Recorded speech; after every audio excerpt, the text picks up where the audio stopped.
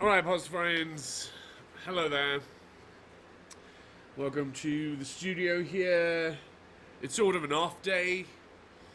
Like, today's Monday, I think. And, Monday's like my Saturday.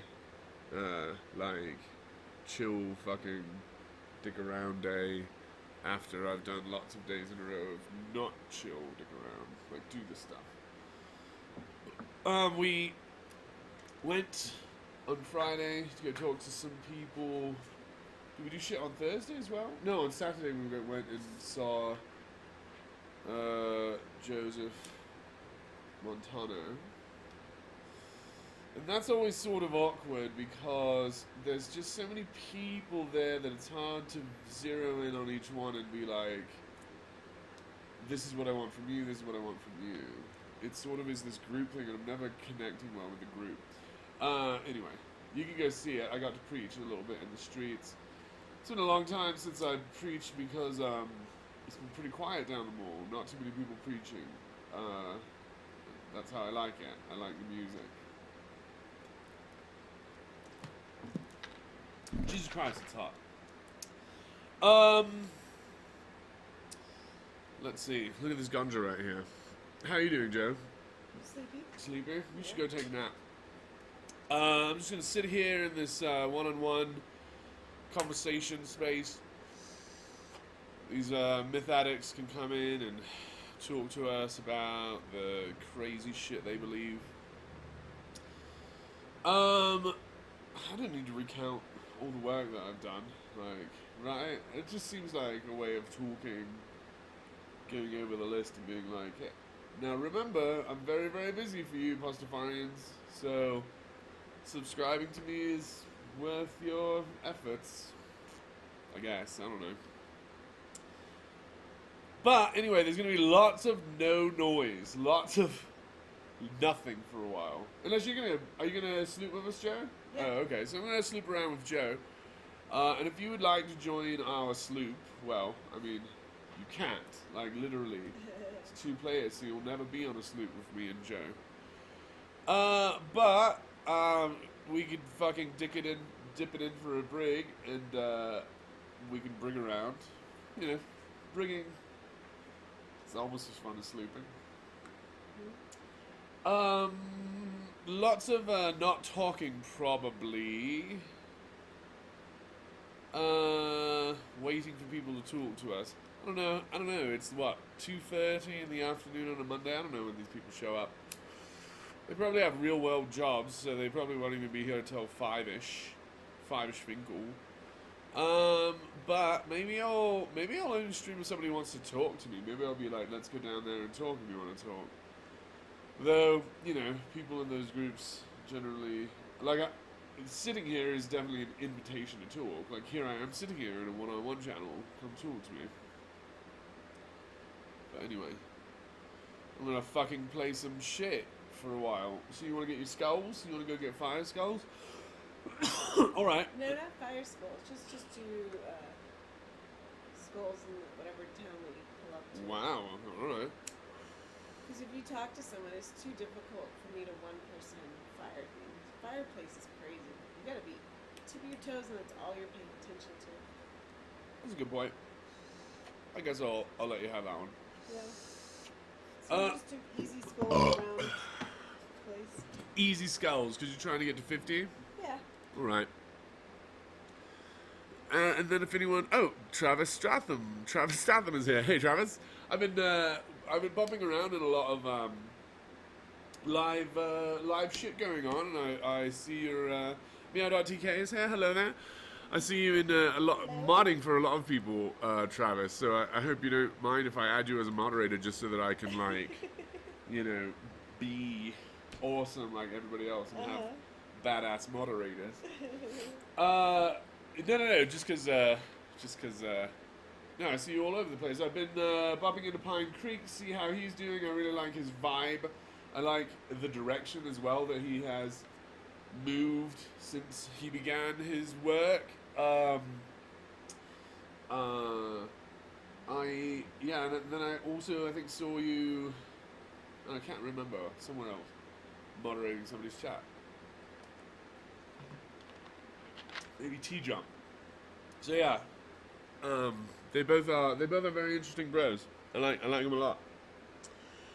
So yeah, I'm gonna be sitting here in the politics and religion server on the one-on-one channel here to see if anybody with the name Jesus Lied, to see if anybody wants to pop in and talk about that. And if they do, I'll put it here, and then maybe I'll get my intern to clip out the conversation specifically. I think that's a way to do it. And then we're gonna see if these was killing my OBS when I was streaming it to Twitch. So we'll see if it does that here for YouTube. Twitch really didn't work, and I thought that I should go over to Twitch for these sort of long talks, but because I'll be with a game in the background, I'll be playing this game here. Oh shit! Oh shit! My mouse has got this back button.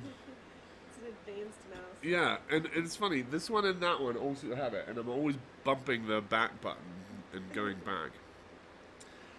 Now I wish I could push it in my mind and think what I was talking about before I got distracted. Oh, yeah. Just a video with bullshit gameplay on it. I thought the better place for that was Twitch. But in talking to my intern, I think it's fine on YouTube. Especially after seeing T-Dump just does it, right? Just sits open playing like chess and boring shit. So we'll be doing a very similar thing, playing this thing, killing skulls. Part of me is a blubber noob.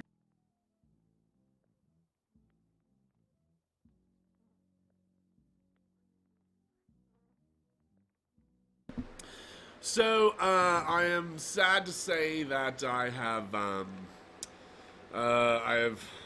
had my CV sent to a number of places around here, so the chances that I'm going to have a job are increasing. So this might be it for the fucking summer push. This is sort of what I could get done. You know, I feel good about it. Always could have crammed more in, I suppose. And maybe, I don't know, should have. I don't know. It's hard to know. Hard to know what a person should and ought to do and all those things. Best use of time and shit like that. Very hard to know. But I like it. I think the things that we've produced during these last couple months have been pretty good. And I just have to get some like dollar bills. I only paid for a couple months in advance, and so now I'm like, I gotta pay as we go. So yeah, hopefully today we can have a conversation with someone that goes incredibly viral, and then everyone is like talking to us. So that would be interesting. So yeah, if you know someone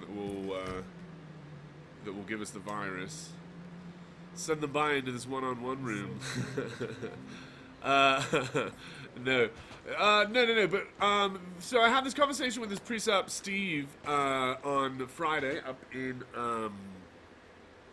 this place that I shall call Fort Collins, because that's what the locals call it as well.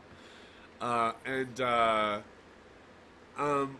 then while I was talking to Steve, also there was a Pat, and I talked to Pat a couple times, and Pat has continued to communicate through the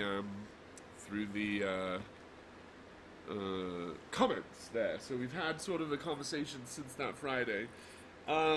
It's sort of got derailed at this point on an idea about like our dreams reality, and like it comes, the question that I was asked when I defined reality is like, what exactly is reality? And it's like, I suppose we're talking about a couple things when we say reality, because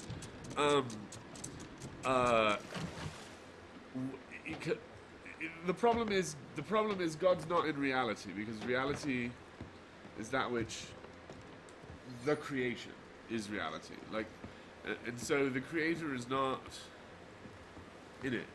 You know, it's, it's a very weird space, and there's a lot of conflation that can happen. So I don't know. YouTube comments is a difficult place to have these conversations. But it's going on there. It's slow and laborious. But if you think Take care, dear. if that's the thing you would like to be involved in, then come on by, see if you can make heads or tails of this. So I think the question is, see you soon, Joe. You can take that asshole with you.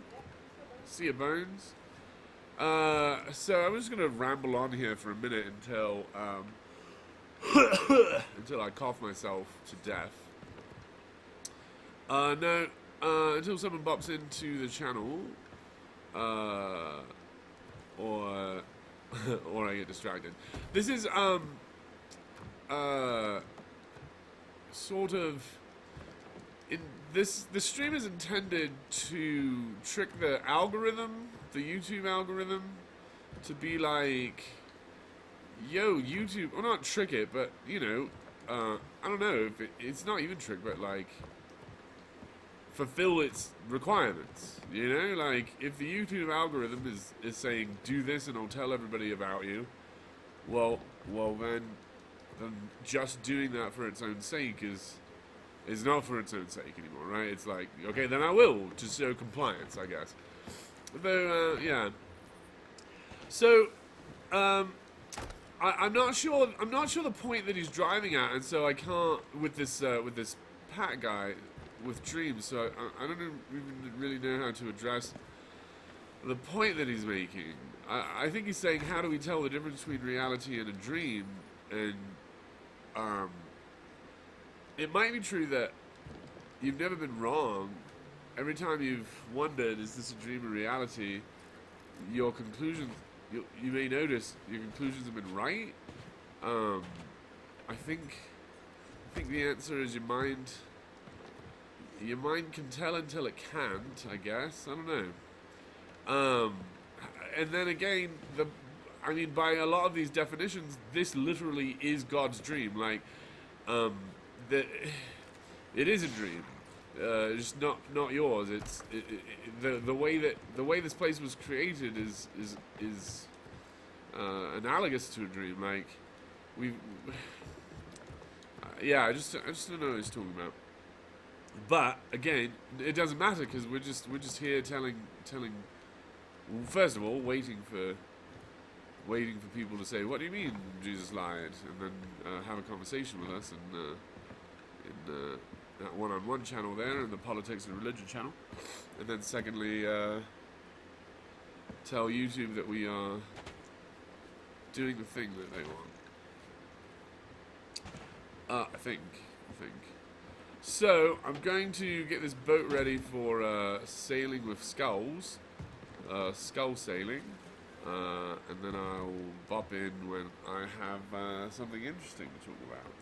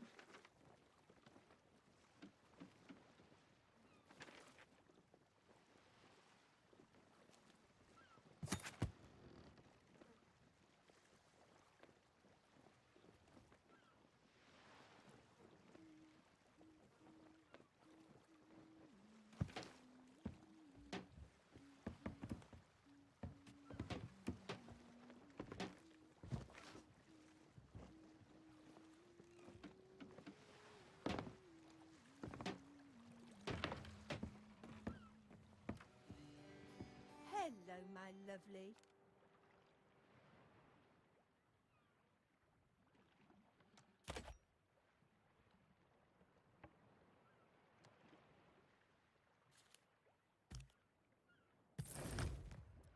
Goodbye, my lovely.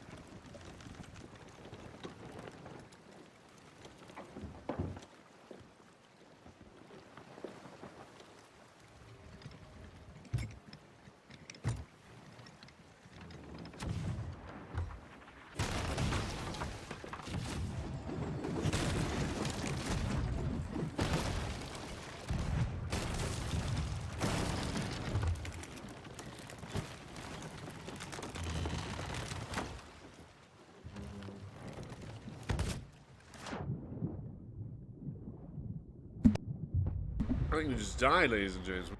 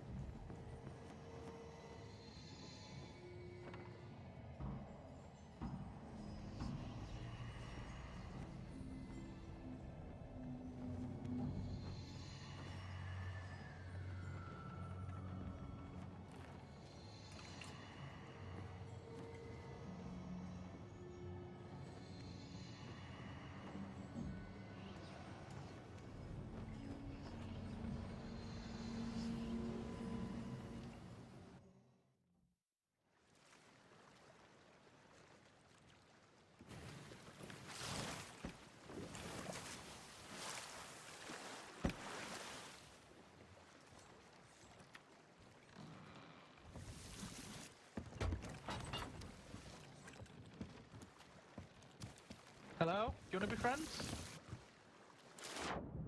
No, don't jump in the water, dude. Do you want to be friends?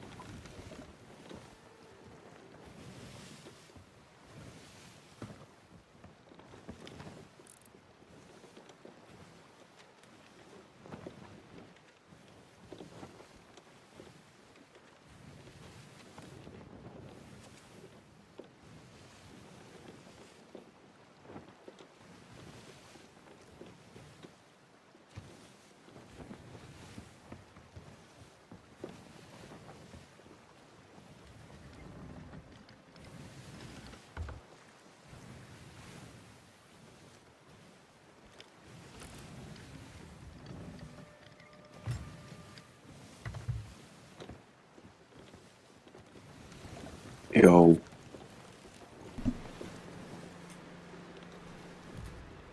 Yo.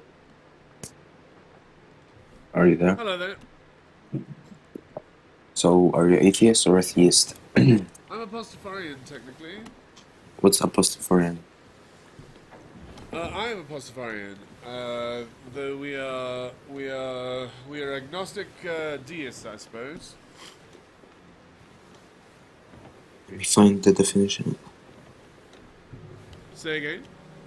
I'm just finding the different. Oh, it's the same person. I remember. Oh yeah, we spoke earlier. Yeah. Okay. Yeah. Okay. So did you think about the things that I said? Yeah. And Yeah, which good. of my arguments did you find most compelling? The idea that I could give you, like you said, God is evil too, right? Yeah, a good and evil Yeah. God. Yes. So I don't believe he's evil too, because like I can give you an example in which your own parents, when you're a kid, would force you, for example, to sleep at 8. For example, so you think at 8 when you're like 5 years old, that's so unjust, the most cruel thing and everything. But when you grew up, you understood more. So it's the same situation for God. You might not understand why this Well, happened, but That's it's probably not for your own totally. good. What is your evidence that he is not evil? Like you are saying maybe I'm wrong about him being evil, but do you have evidence that he's not evil? Because I understand your thing of like I might be mistaken about that, but that still doesn't disprove the idea that God cannot be good and evil at the same time, which is your claim, right? He can't be good and evil. Well, I could explain you why, by definition, he can't be evil, if you want me to. I mean, sure, but I think that definition is self-contradictory. But go ahead. Okay, so a sin is the absence of good, right? I'm sure you understood. You heard this argument multiple times. I mean, it's a circular definition. Yes, I understand. So, Defining so God sin is a whole. circularly.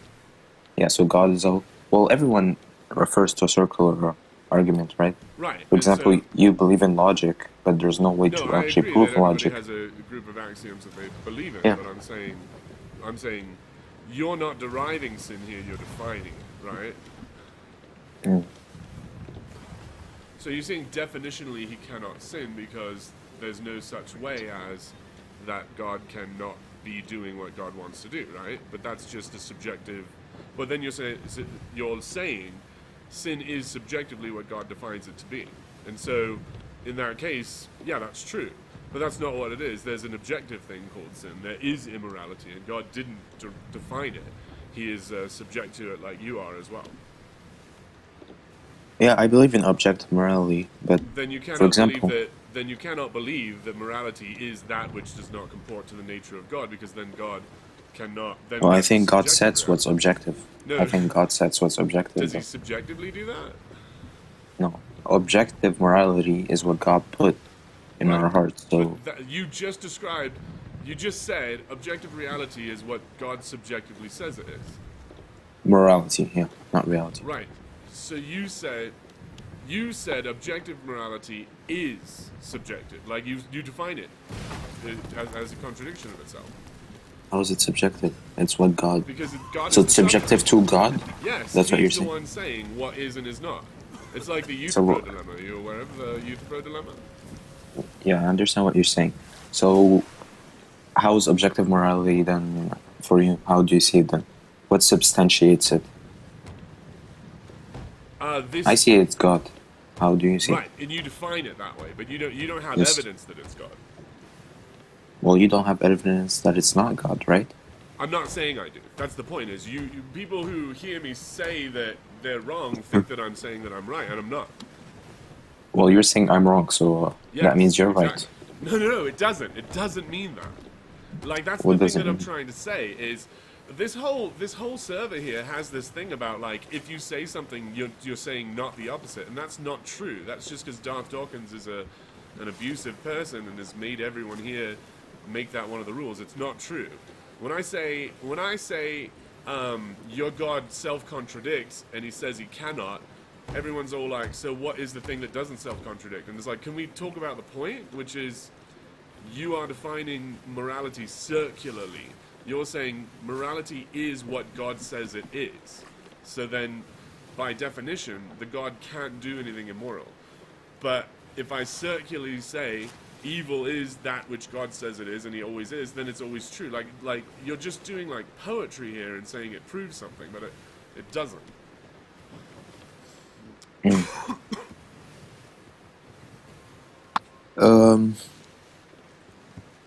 So you know the whole argument about since God is whole and sin is the absence of good, God yes, cannot. Yes, and Okay. my critique of it is it circularly defines sin. Circularly defines sin. Yes, Okay. it's So that thing that you're saying is incomprehensible because you are saying sin is, like, you're begging the question. It's circularly defined. do you have a better definition for sin? See, that's the thing. Everyone jumps to that. I don't need a better definition to tell you yours is flawed. We can agree yours is flawed without a better definition. That's the thing that nobody can take that step with me. Do you agree that a circular definition of badness, because Nazis can say not following the party is crime, and that's just circularly defined. What we say is right is what is right. That's a circular definition. Everyone gets to do that. And then you're saying, right, but with God it's okay. It's not. No. It's not. God's not exempt from that. Do you think God created morality, or is God subject to morality? What do you think about that idea? I think God created what's moral and immoral. Then how do you know God's not lying to you about what's moral? Because he's a moral being. So How do you lying know is that? immoral. How do you know that God is a moral being?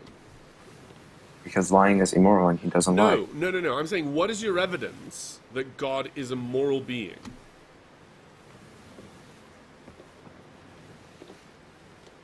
Well, I define God, maybe I Right, need by to find definition. another. That's my point. Yeah. Yes, that's the weakness in your argument. Yes, your argument's neither convincing nor comprehensible. Do you understand? Yeah, I get it. Maybe I have to find another. Yes, Yeah. you will have to, because what if somebody doesn't believe in the God you believe in? Do you think they can still be moral? Yeah, then it won't work. Yeah. So I'll a have to person find who something doesn't else. believe in your God cannot be moral? Is that what you're saying? Depending. If it's the Christian God, it's still a moral God because it's the same definition, if you understand what I mean. Right, circularly defined. Right. And so is there a definition of morality that's not, and would that be a better definition? Well, morality is what is right and what is wrong, right? So Right. morality, And yeah. that transcends deity. He doesn't get to tell us what that is. Like, it exists external to... It is uncreated, that idea. You think it's uncreated, right? Yeah, it's emergent when two entities exist. A first entity can create a second entity, and they haven't created morality, it emerges. Because when a first person creates a second person, the creation is the second person, right? Like, that is the creation. But implicit to that, and emergent from that, is morality, how they ought to treat each other.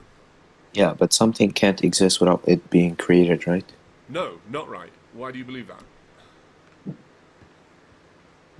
Why do I believe that? Yeah, what is your evidence that something cannot exist unless it's created? You think something could exist without being Yes. without it's being possible. created by the initial thing? That initial thing cannot exist without being created. You're you just bumped into the problem, right? Then The you're thing you said is right. incomprehensible, right? No, I'm saying if the initial thing, the ultimate thing, creates something else, Right. but can then the second thing choose something that does not exist? No, he can't, Okay, right? No, I'm not understanding your question. So you're saying can the second thing what? Choose something that does not exist. I don't know about what you mean by choose. Like morality, how to treat others. If it does not exist, how do you use it? So God created morality, that's my point. No, God didn't create reality. It emerged when God created a second individual. It's So like God saying, didn't. it's like saying God didn't create blue. He just created something that is blue. He didn't create blueness. Oh, okay. It emerged when there was something that was blue. Like, so did God create truth? Yes. So before God No, created God. No, truth, no, no. He right? did not create There, truth. He that's is what I'm the talking truth. about. That's right. Yeah. The idea of truth emerges from something exists. Like Yes. no one Yes. creates truth. It Okay, I emerges get it. when something is true. So, okay, so morality is objective, but it's still because of God, right? Since He created something else and then it emerges. Do you agree or disagree? Because If God of exists. God, sure, yeah. If God exists, morality emerged when God decided to create. Yes, So God substantiates right. But he doesn't. objective morality.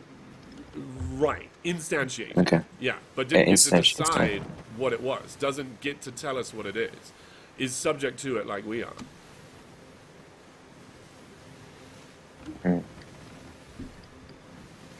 Okay. So you still think God is evil? If God created good, God created evil. God is good and evil.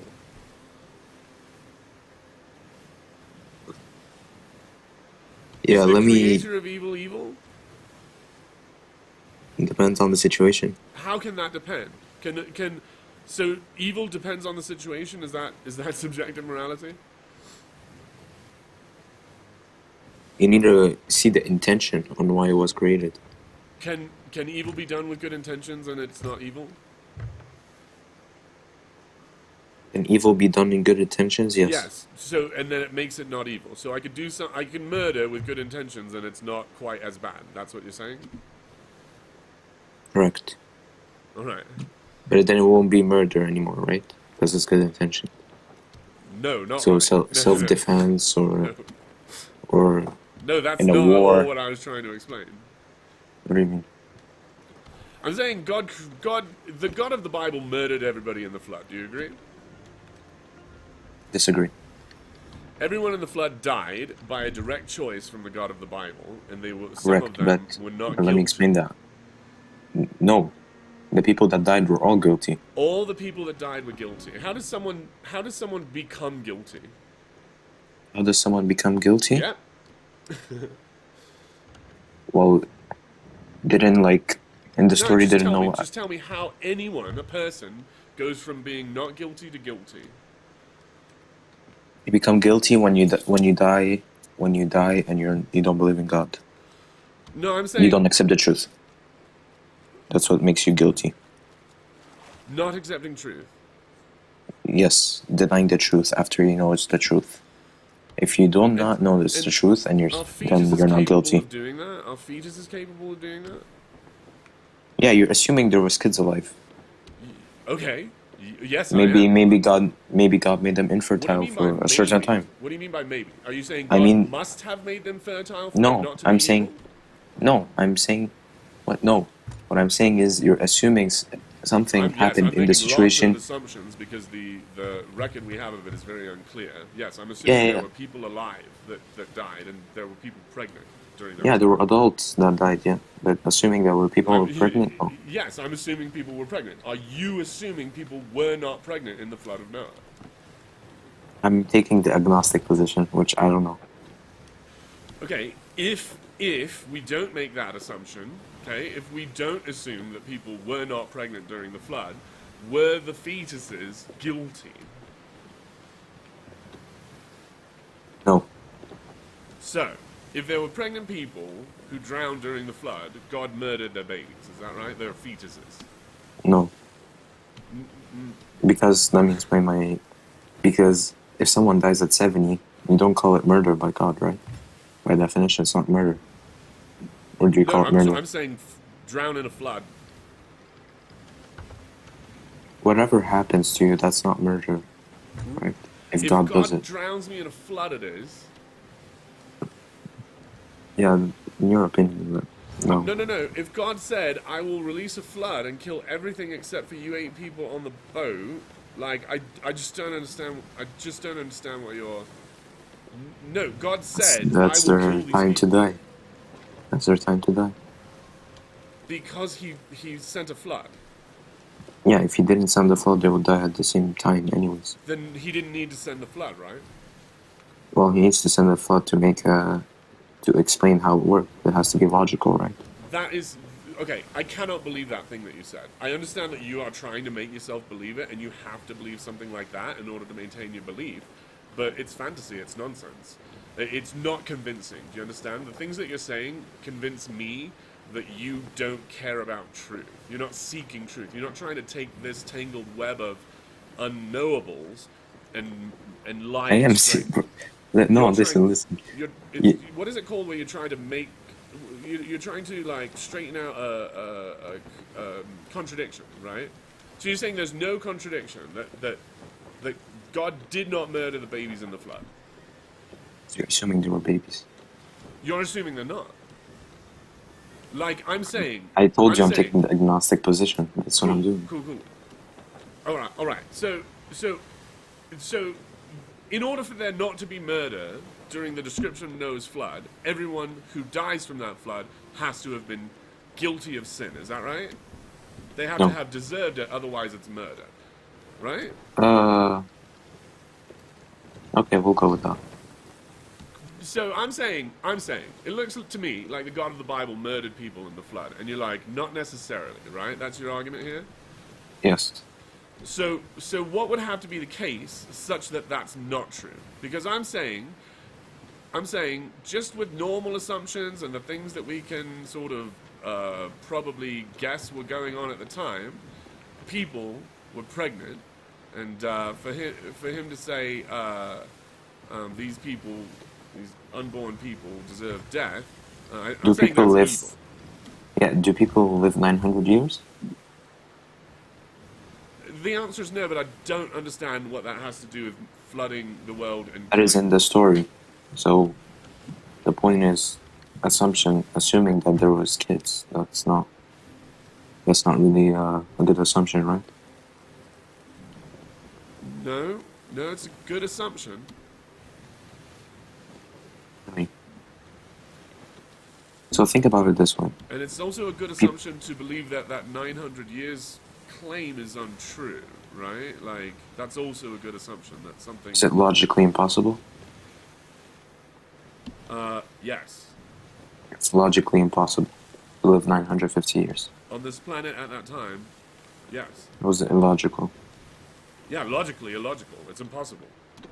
Because that's not the way physics works here. Yeah, so it's physically impossible, not logically impossible, right? No, because logically, physics has to follow the laws of physics. Isn't that logic? That's logical, right? Yes, but the laws of logic cannot be broken, but the laws of physics can be changed, right? The laws of physics are provisional. Are they? Yes. Are you It's- agnostic yeah. about that position? No, I'm sure they're provisional. Okay, you're wrong. So you're telling me we can't make a mistake in physics?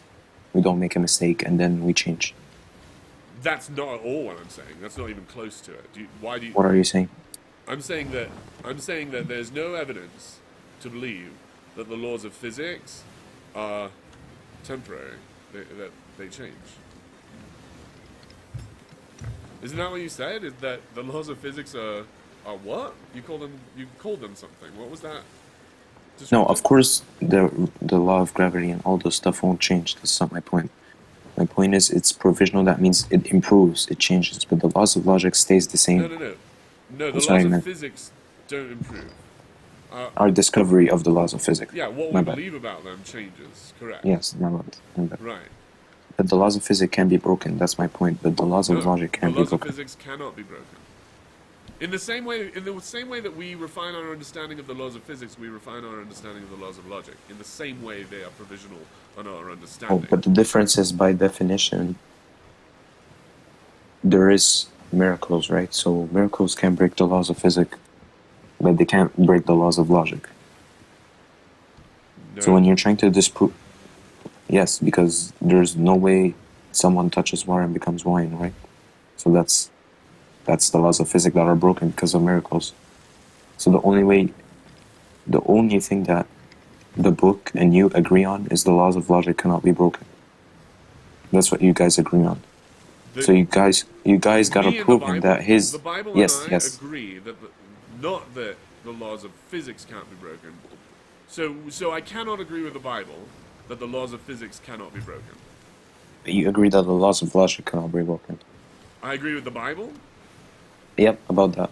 Well, the Bible claims it, but then breaks the laws of logic. I don't understand. Yeah, then you have to. Yeah, but do you agree with their point? It's not the point that they break it or not. Do you agree with it? I believe that the laws of logic cannot be broken. Yeah. Yeah, and they believe the same.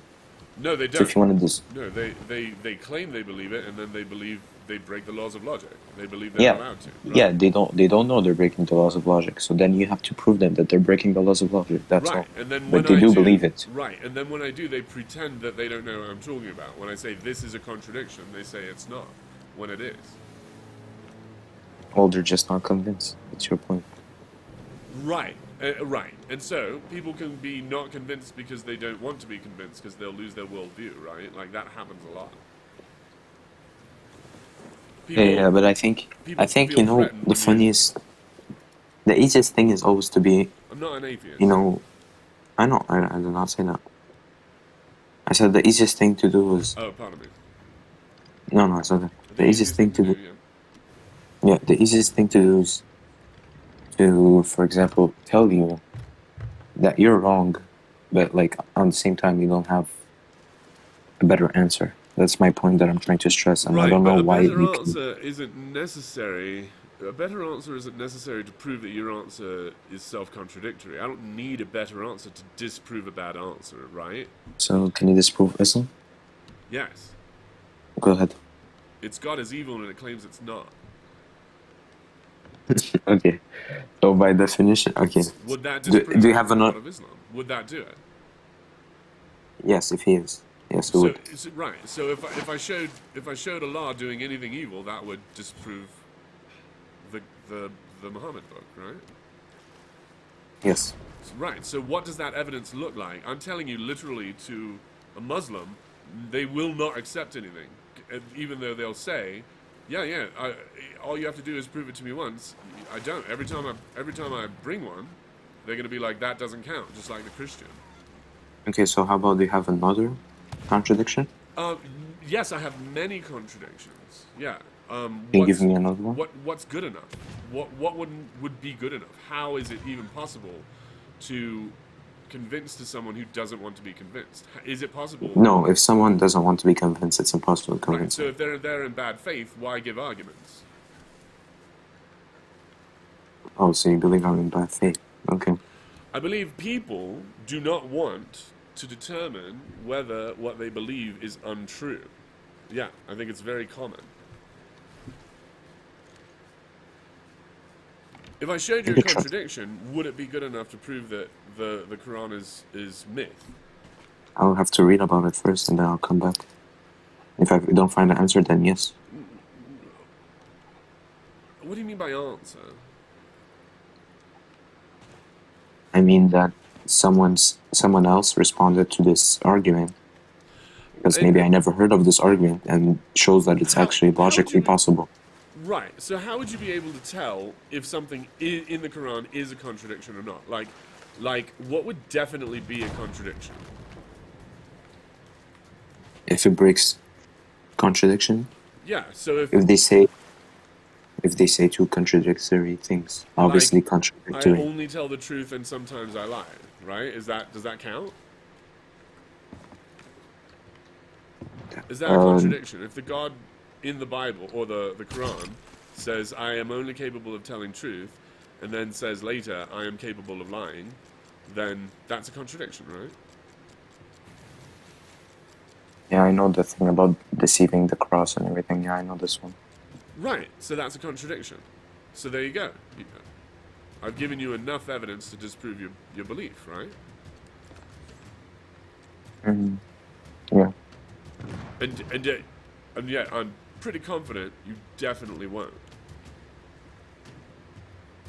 Yeah, so because I'm still looking about this one. if your God is evil, how and he was lying to you and was hiding all the evidence and was fooling you such that you cannot believe it. So first of all, we are positing a universe where your God might be evil and you'd be able to tell, right? So that's hopefully the world we live in, that you'd be able to tell if your God was evil.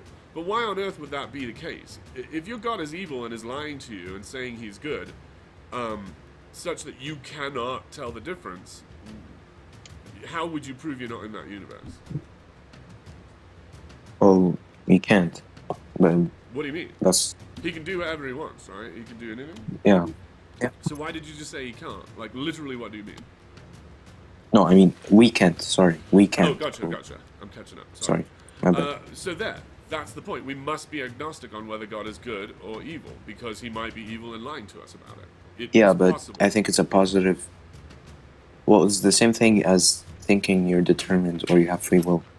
You could be agnostic of it, but the best option is actually think that there is free will because you're. No, the best option is not believing either, being agnostic.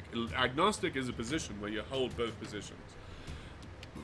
Will might be mine and it might not, and I have to live my life with that uncertainty. You can't pick a certainty and be like, this is the one that I'll go with just in case. You have to live as if both are true. Well, we can't because they're both contradictory. So you can't live as. We can because we live in a world created by a God that can contradict. This is a contradictory world created by a God that's good and evil. And we can do it. We've been given the ability. I do it. I'm claiming I do it. Can you? Okay, let me ask you this. So, when you say someone is a good person, does that mean he doesn't do anything bad? No. No. But he is a good person, right? Right. But for So, some reason, when if we you- talk about gods, it's different. Okay, yeah. No, let me just finish my point. So, I'm not stopping you from finishing the point. I can hear you very clearly when you're talking and I'm talking. You don't have to stop for the audience or anything. yeah, okay. So,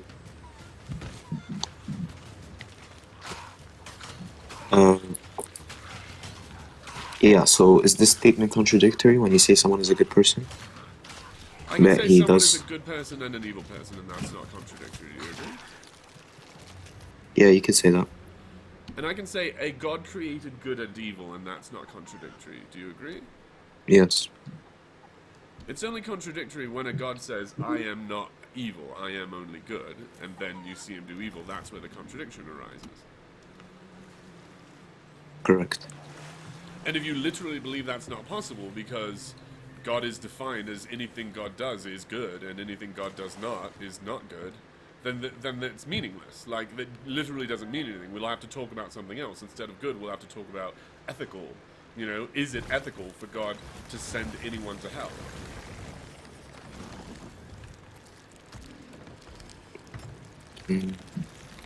Is it ethical for God to burn anyone for eternity?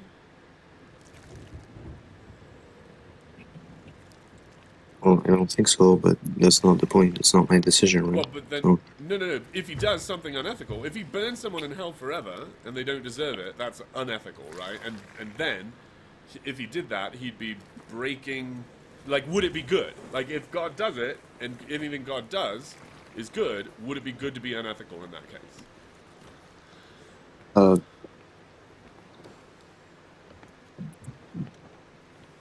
Yep, those are hard questions. Because when we're not defining it circularly, we have to connect it to something else. And when we connect it to something else, it's got to be, is the creator treating his creation justly and fairly? And the answer is absolutely not. He's punishing us for stuff that's not our fault, especially if there's no such thing as free will, which I believe. There is free will. I believe that as well. They both are provable. So if there is free will, then it's your decision. So it is your fault or not your fault. What Right, happened? and if right? there's not free will, it's not, right? So Yes. you're saying that. So you're saying the proof of free will is if there wasn't free will, then I'm not responsible for this. God is, and he says that's not true. Your revelation is your excuse to get out of that, but you must confess you're agnostic about it. Like, you are. No, I'm pretty certain that free will exists. Cool. You believe free will exists, and you're wrong about Yes. that. Like, you're allowed to You're believe it and you're allowed to be wrong, but like, you have to believe both because you cannot know, is what I'm trying It's to impossible to believe though both. Either you believe one or you believe none of them. say. It says Right. who? No, not right. Who, The laws of why- logic. No. I can't believe a pencil's red and blue at the same time. Sure you can. It's Either I purple. believe it's red, either I believe That's it's what blue, purple either is. I don't believe it's any color. Right. You also believe that you're just making it all up in your head and you're perceiving colors. It's an illusion. These colors that you're seeing right here as you look out of your eyes, that's just what you're saying to yourself. It's actually darkness between you and the wall. Like, it feels all light and airy, but that's just the illusion that you've given to your mind. It's not that, right? So you believe both, you know? Yeah, but determinism and free will can never be proven anyways, right? Right. So you have We can't to prove act. that. Correct. So you have to act as if both are true. You are morally obligated to say, because I cannot tell the difference between them, I literally am incapable, I have to assume both are true. You are morally, if you want to be an ethical agent in this reality, you have to acknowledge both are true. Just like in Schrodinger's cat. When the cat is in the box, you have to act as if it's alive and dead. Okay. You have to be bringing food and planning the funeral at the same time. You have to believe both when you cannot know the difference. Yeah, but they're not contradictory in bringing food and planning the funeral. They Right. are right. They are acting as if both are true. They're independent. But being determined or free will is contradictory, so you can't believe in both. No, I must believe in both because I cannot prove the difference between them. Okay, well, I could do the same with you. You have Yes. to believe... Wait. You have to believe in God and not in God at the same time. Exactly. Until I disprove one of those things. That's right. Bro, stop. Stop. No, that is what we have to do if we want to be moral. We have to consider all opinions equally, yes. Until we disprove one. You have to believe that right now that you're dreaming and you're waking unless you disprove you're dreaming. You know what I mean? Mm, In a dream, you believe you're awake. Is that right? right. Right, you're acting as if you're awake. And you're acting as if you're in a dream. You're doing them both. You But have right to- now I know I'm awake. Right. Maybe you've disproved to yourself that you're in a dream, and now you believe you're not. So then you've closed that thing. So that's what I'm saying. If we really are moral, if we really are ethical agents, if we want to be a moral agent in this reality, we must consider the options. I must believe that the biblical God might be true. I must believe that the Quranic God might be true. I must believe that the Vedic scriptures might be true until they disprove themselves, right? Mm-hmm. I can't say, well, I already have something to believe, so I know everybody else is wrong. That would not be logical, right? Yes. Right, and that's everybody's position. So check all the religions and see how many are as true as the stuff you believe now, because there's many of the things that are as true, and you have to believe them all. No, because every religion tells you to believe this one, so you can't believe them all. Not every religion, but it's very common, I agree. Yeah, so you can't believe them all. Right, and so yours specifically says, don't believe other religions. And it's Right. lying about that. Do believe other religions. It does not have all truth.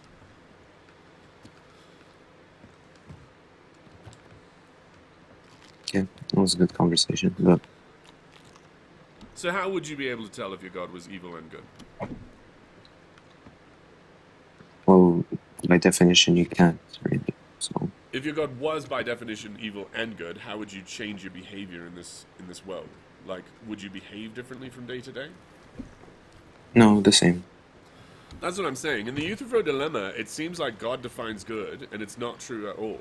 Good is independent of him. He is subject to it, and just worship goodness, and you'll do fine. The whole point is conflating goodness with a deity is the problem. The creator of reality created goodness and evil, and that's fine. You don't have to worship evil. Don't worship a god at all. Just worship goodness. And how do you worship goodness exactly? How do I do it? Yeah. set up rituals that by declaring that I do is one way. Declaring I worship goodness is worshipping goodness.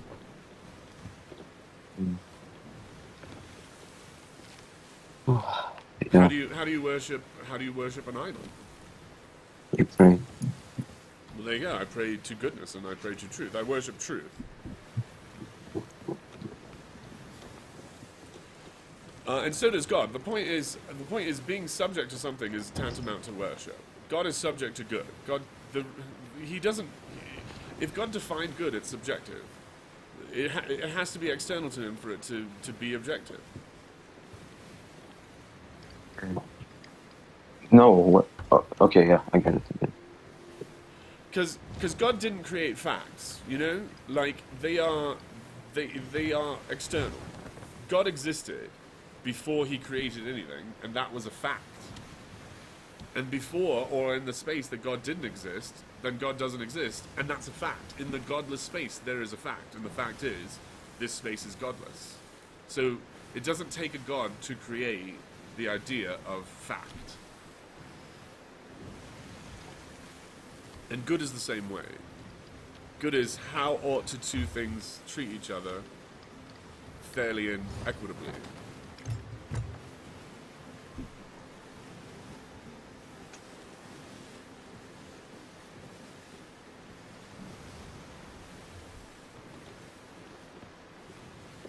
We'll try to prepare more and come back.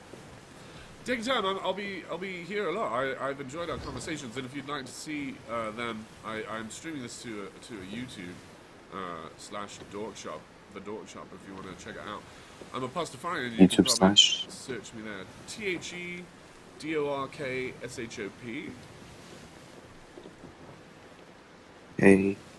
ASHOP. Yeah, The drink shop. Dork. DORK, not drink, but yeah, that is what they suggest. Yeah, the Dork Shop. So our conversations are there. The other one went to Twitter, or Twitch. I think I'll bring it over here though, because yeah, no, this is good conversation. I think this is better than the sort of yelling matches that happen a lot in the large rooms. Is why I try to stay out. Yeah. It's like staying one-on-ones. Oh, we're 3. What? I'm confused. Yeah, sorry. I hope I'm not bothering you guys. I was No. listening in. Nocturnal is actually the one that turned me onto this server, getting in here to find conversations about these things. Usually I go out in the street to find street preachers talking. Yeah. So finding a place where people congregate with these ideas in their mind is fun. Yeah, but in the streets you can't get muted. Here you could get muted. That's the difference. Yeah, the game in the big rooms is much different than this than what we're doing. You know, I would speak to Dart. I just get muted. It's a power struggle. It is, and it's obviously, he's obviously playing a different. He's not seeking truth, which we here are. I think this conversation is demonstrably in good faith, in a way that whatever it is that Darth is doing is not. It's this. Let me prove I'm right, and I don't want to. I don't want to prove I'm right. I want to determine if I'm right. Yeah, makes sense. It's a good attitude. I think so. I think it's healthier than this other thing. I was a believer for a long time, and I was versed in the way of circularly convincing myself of things, and I did it a lot, and I don't find it useful anymore. Yep. Yeah, I'll have to read more and come back.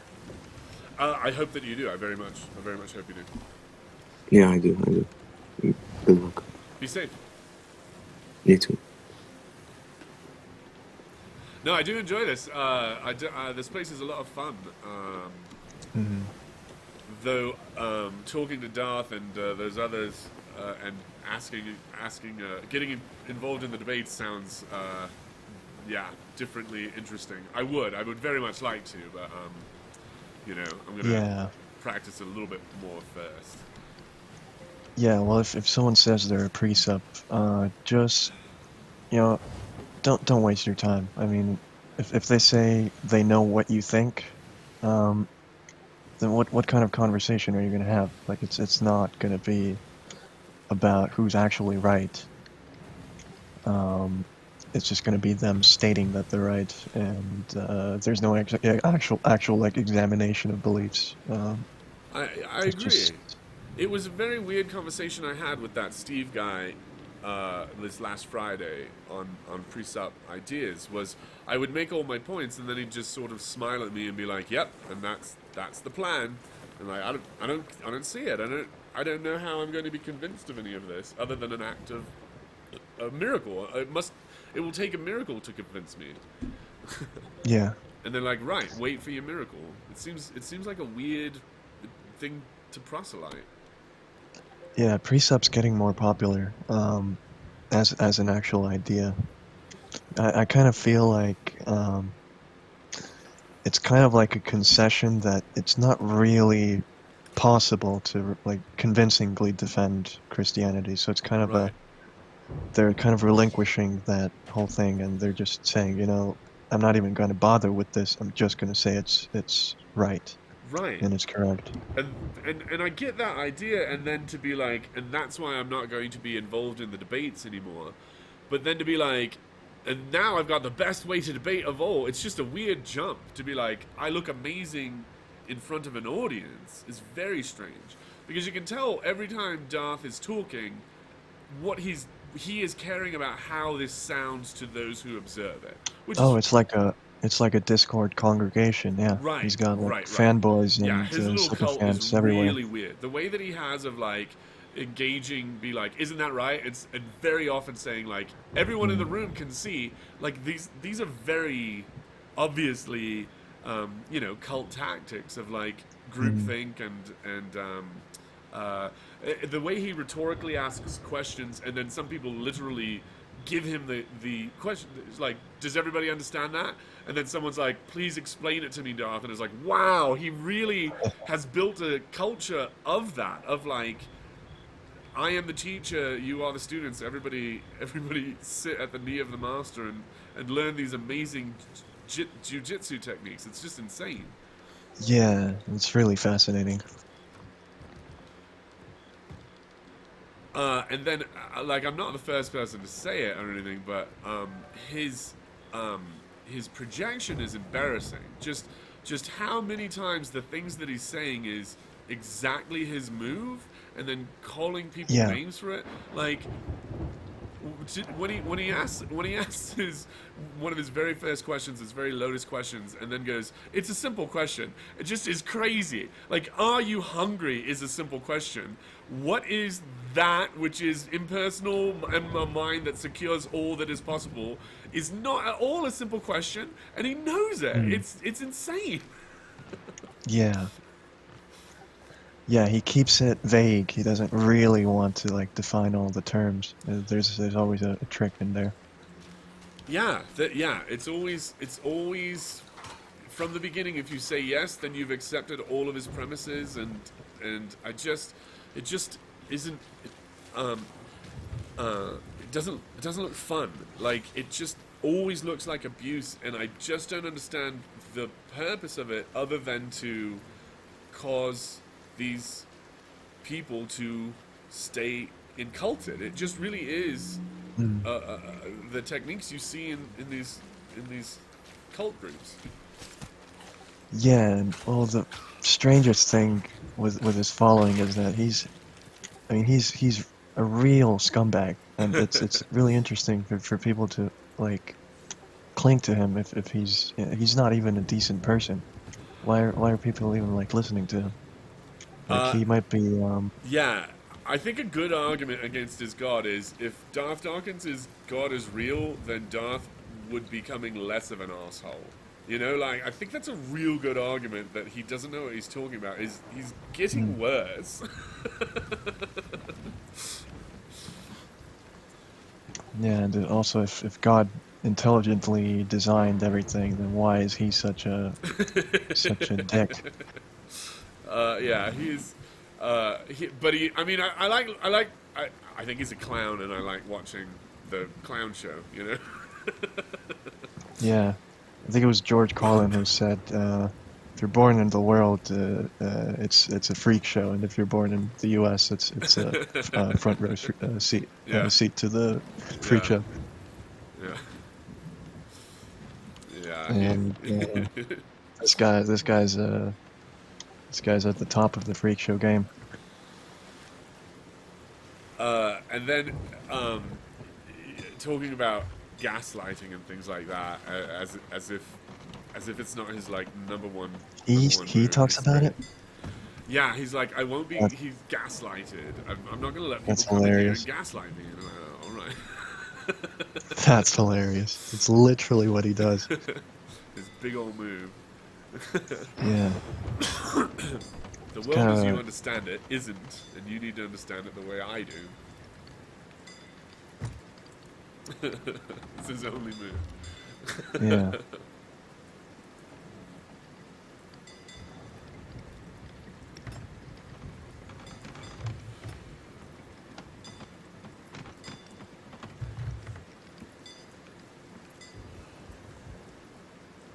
Let's pop up into mini chat to see, because I have the name Jesus Lied to provoke conversation, and so Right.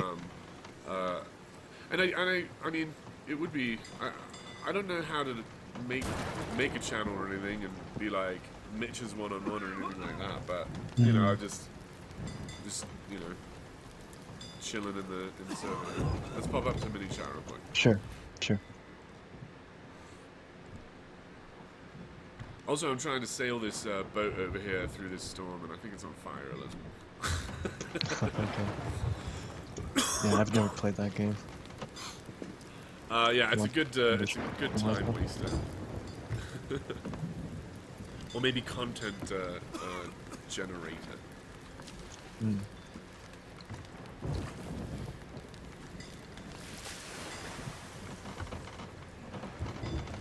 Because I understand pre-sub as a way of justifying your beliefs to yourself, but I don't understand it as a like, we are now going to debate it. We're going to do presuppositional debates. It's like, what? No, you just presup the Bible is true, and then you go from there, and then you derive the Bible it's not is a true. debate. It's just preaching. It's not really a debate. Right, and that's why a lot of his questions are framed as like, you do realize that blah blah blah blah blah. What the question is just is a hidden sermon. Like, it's not a good faith debate comment. Mm-hmm.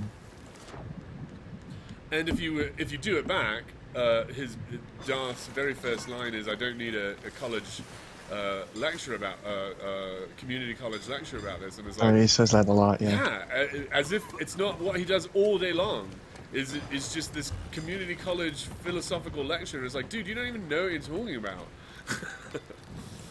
Mm.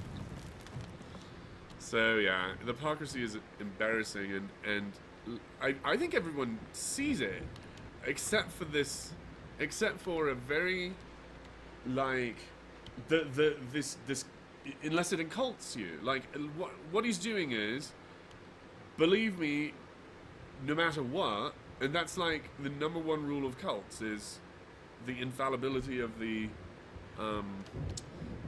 head. I don't Doctrines. know, the prophet. Yeah. Yeah, I guess. But you know, I'm a cult leader, so I can't fault him too much. It is very fun to have a cult.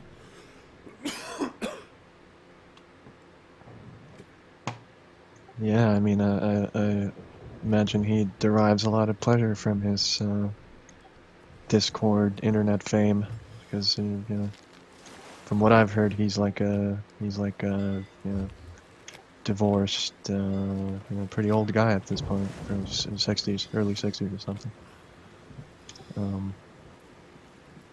Well, he does keep coming back. Hello there. I'm just gonna say, right, this chat's really like normal. I just joined the chat above, and the guy's like, "My sexual appetite, the way I treat my sexual," and he's like going on about like, I'm like practicing my muscles you didn't even know existed. I'm like, what on earth have I joined? I could be like a 10-year-old joining this chat. This dude's like banging on about his pee-pee. It's crazy. Like I say, I've heard 2 seconds of what you guys are talking about. Way more normal. We were just in a conversation. Yeah. No. Hopefully normal. Yeah, the bigger rooms get crazy on this server. I mean, this guy's sexual prowess, I'm going to say, it was like literally coming through my screen. I felt like he was trying to convince me of it. I was like, oh, okay. I'm sure. Was that happening in the chill chat? That's happening in a medium chat with DJ Vash. I joined because I saw a DJ in there, and I thought, well, if there's a DJ in there, there's always a party. But apparently not. I was wrong. It was a different kind of party. Yeah, it was a different kind of party. Yeah.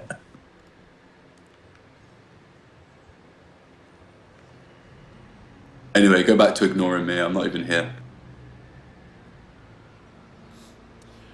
I was down in the one-on-one there and to invite conversations with people who might want to comment about this provocative name that I have and wonder what I mean by it.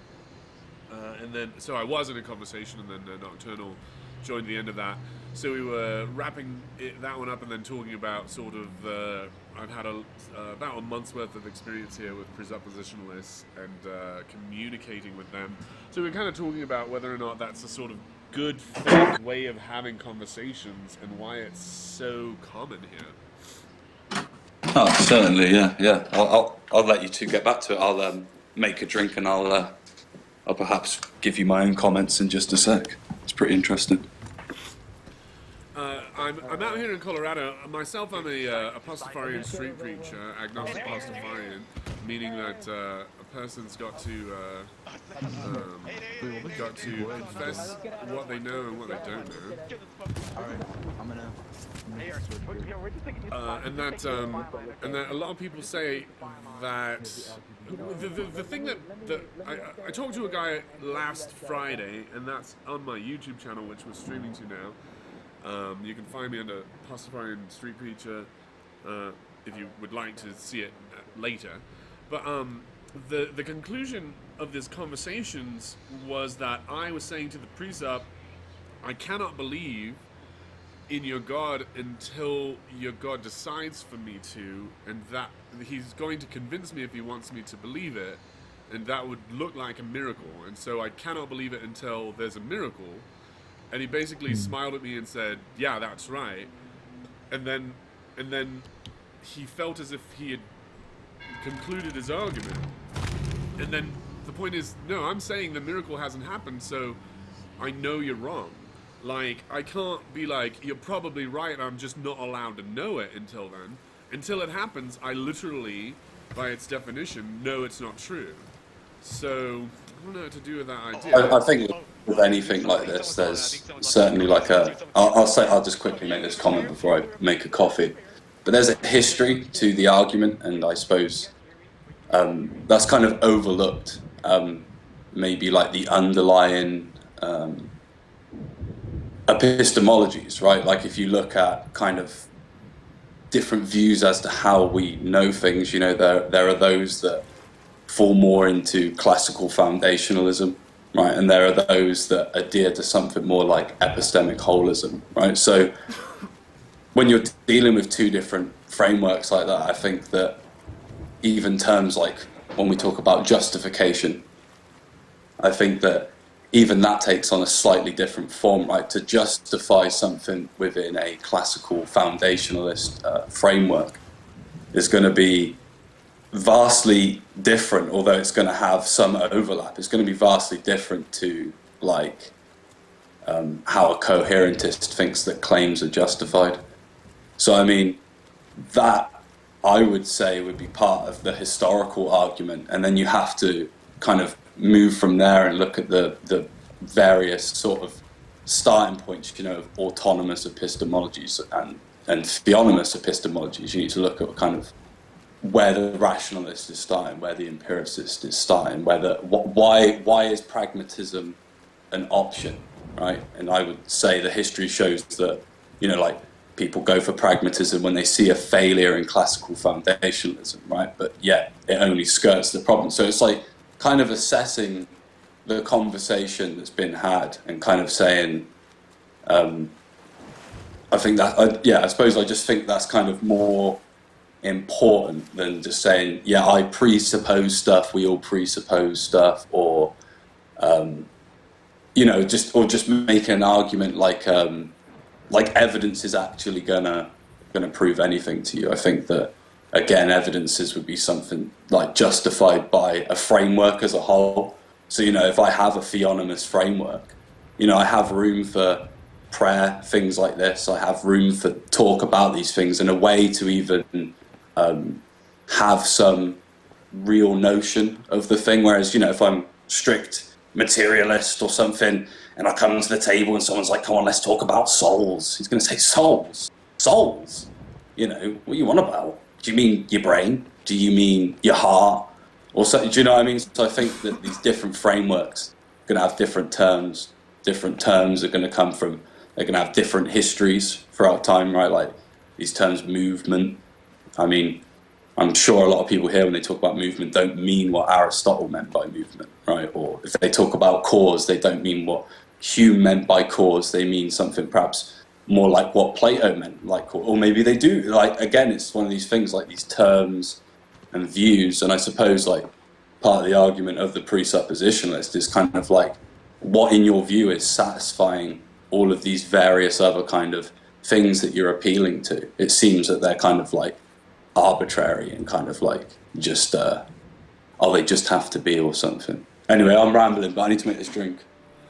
Cool. Yeah, I think that idea of like when we move from, because the idea of everyone's working on a base group of axioms that are unprovable. We think of them as unproved and then continue from there, and then sort of the jump to be like, well, then I can choose an arbitrary set of axioms, like, for example, this book I found that was in this culture 2,000 years ago. This will be my set of self-defining axioms, as if they're like equivalent, that any group of axioms is equivalently arbitrary, is sort of where I cannot follow that idea with it. I was the fellow I was talking to on Saturday or Friday. I was asking, so that we walk forward with the axioms until they disprove themselves somehow, and then I was asking him what that would look like, how what a moment like that would be, how we can tell if these axioms have disproved themselves, and it kind of was like we cannot, and so very confused about where we eventually landed in that conversation, because I was saying, that might be one thing to keep bear in mind. Like, you're talking to people in here, I think, you know, a lot of people do hold to some form of presuppositional apologetics, and I think that kind of entails oftentimes if they're like, you know, what can I say, if they're coherent with their own view, it would entail how can I put it,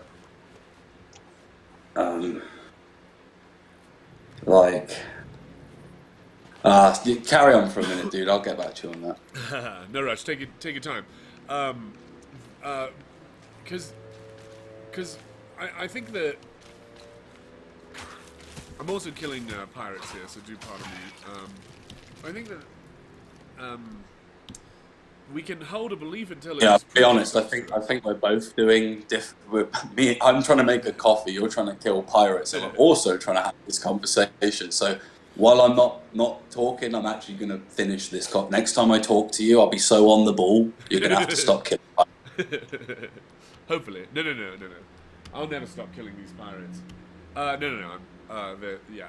So I believe, and my name here suggests that I've disproved the Bible to myself. It seems self-contradictory, and I think that if we are using the Bible as what we presuppose, it can never get to that state.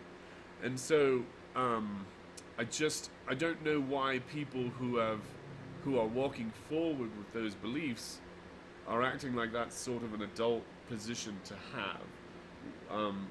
It seems like things are circularly defined, and so every time they derive something, they derive that thing that they presupposed, and then they act like it's a miracle instead of the projection of the system that they use to derive things. It's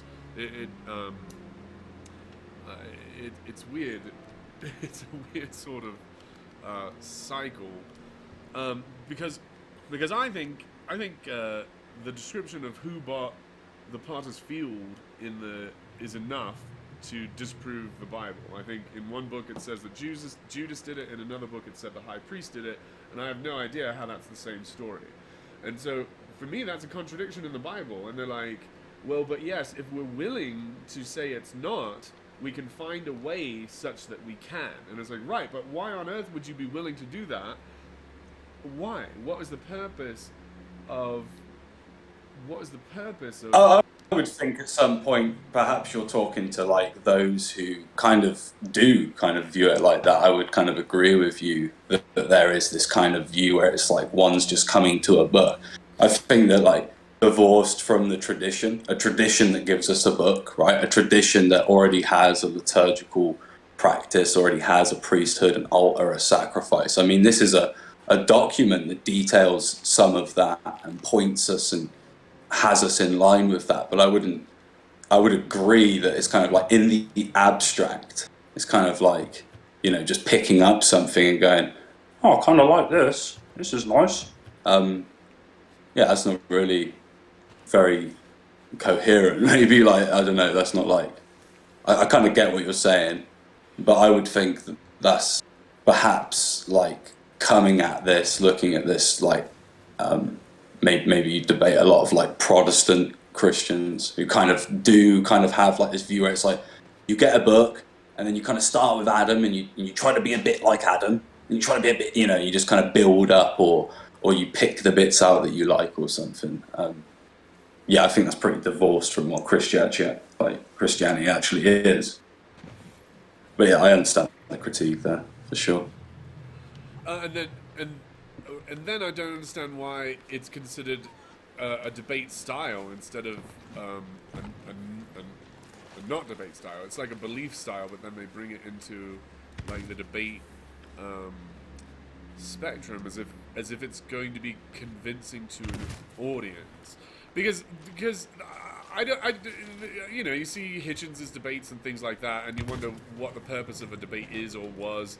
You know, Lincoln and Douglas debated sort of their positions on ideas, and whether or not these debates are intended to convince or intended to educate on both of the positions, or to reinforce a previously chosen position. I don't understand sort of. I think that presuppositionalist as a debate style is sort of like saying, I don't have to listen to anything you say, and here's why. And I don't find it convincing unless you've decided that you want to be convinced by it. Well, it's addressing certain things, I think, as well. Like, I do think it is important. Like, so it's not saying, yeah, I'm not going to do that. It's kind of asking why. It's kind of asking a question about a question, and it's kind of saying that, look, in your statement, right, in your propositions that you're making, there's actually things like ethical claims, right, entailed. Like, you would be saying something like, P is P and never not P. P is always P and not Q, right, or something like this. Now, it sounds pretty simple, right, but, you know, people such as myself would look at that and say, well, actually, really, we don't think that those branches are separate, right? We don't think that that's just a statement about it's just a statement that's completely divorced from the rest of one's view, right? That you're merely, it's just the way it is. I mean, we would say that there's also like a metaphysics attached to that, this idea, right? You're using certain ideas about distinction, ideas about identities over time, that you are separate, yet in some way unified, right? That you have a distinction from me, and yet there's a likeness that we share, that this could be communicated from me to you, to, you know, like the Chuckle Brothers.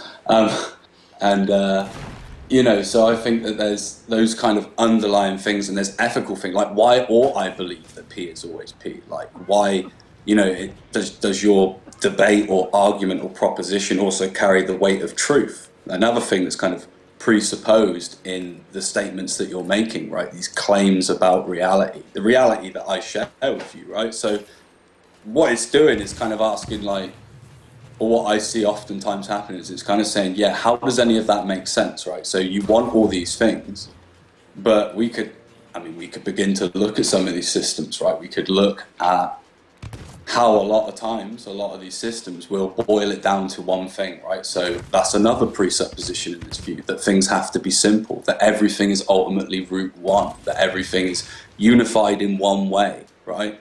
That's another assumption that hasn't actually been demonstrated in the proposition, the claim itself. When we say claims, like I say to you, you should believe my coffee is hot, right? That involves like distinctions between hot and cold, that you have these experiences, that they can be shared, right? So it's kind of questioning, I suppose, more those things. So I'm trying to think of a nice, concise way I could try and put it to you. Maybe if I said something like, when we consider that we have like knowledge, right, and we have facts, and we have this validity of logic, validity of arguments, validity to questions we can ask about other systems, conclusions that derive from experience, whatever, right?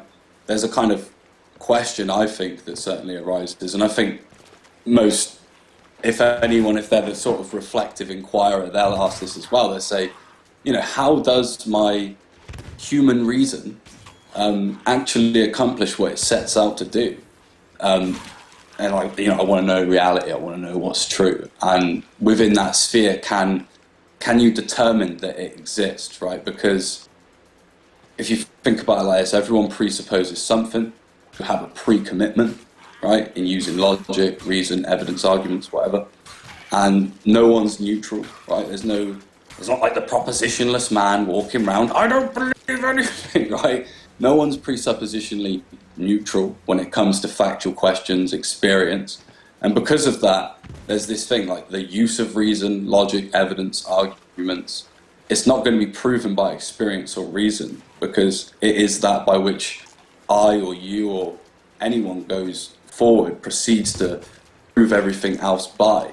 So what we find is that rather than proving facts, we all beg the question here, right? And therefore, there should be this kind of like, well, what are the necessary preconditions of intelligibility, science, logic, experience, morality? What would have to be the case?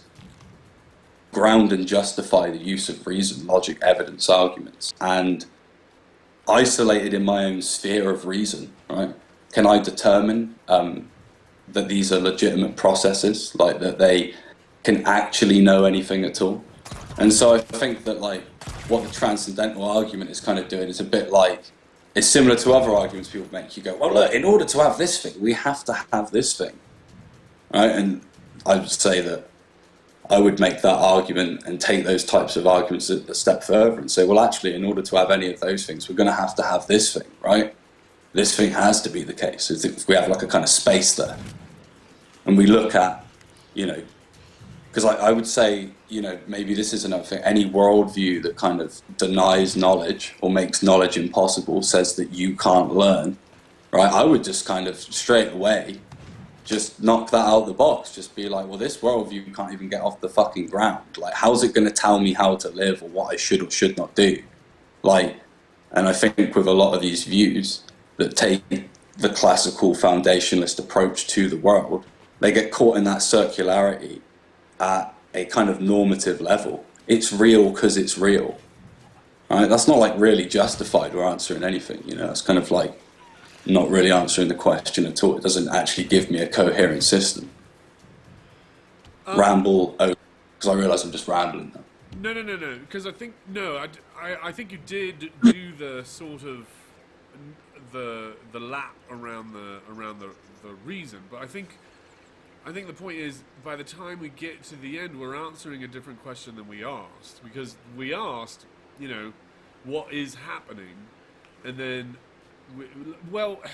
so because it's evident that some of those things are happening. This idea that we are in a framework that makes beliefs possible, because here I am believing that we are in a framework that makes beliefs possible. So sort of it's self-evident, and then what is necessary for that to be the case is a valid question. I'm not saying you're begging a question at that point.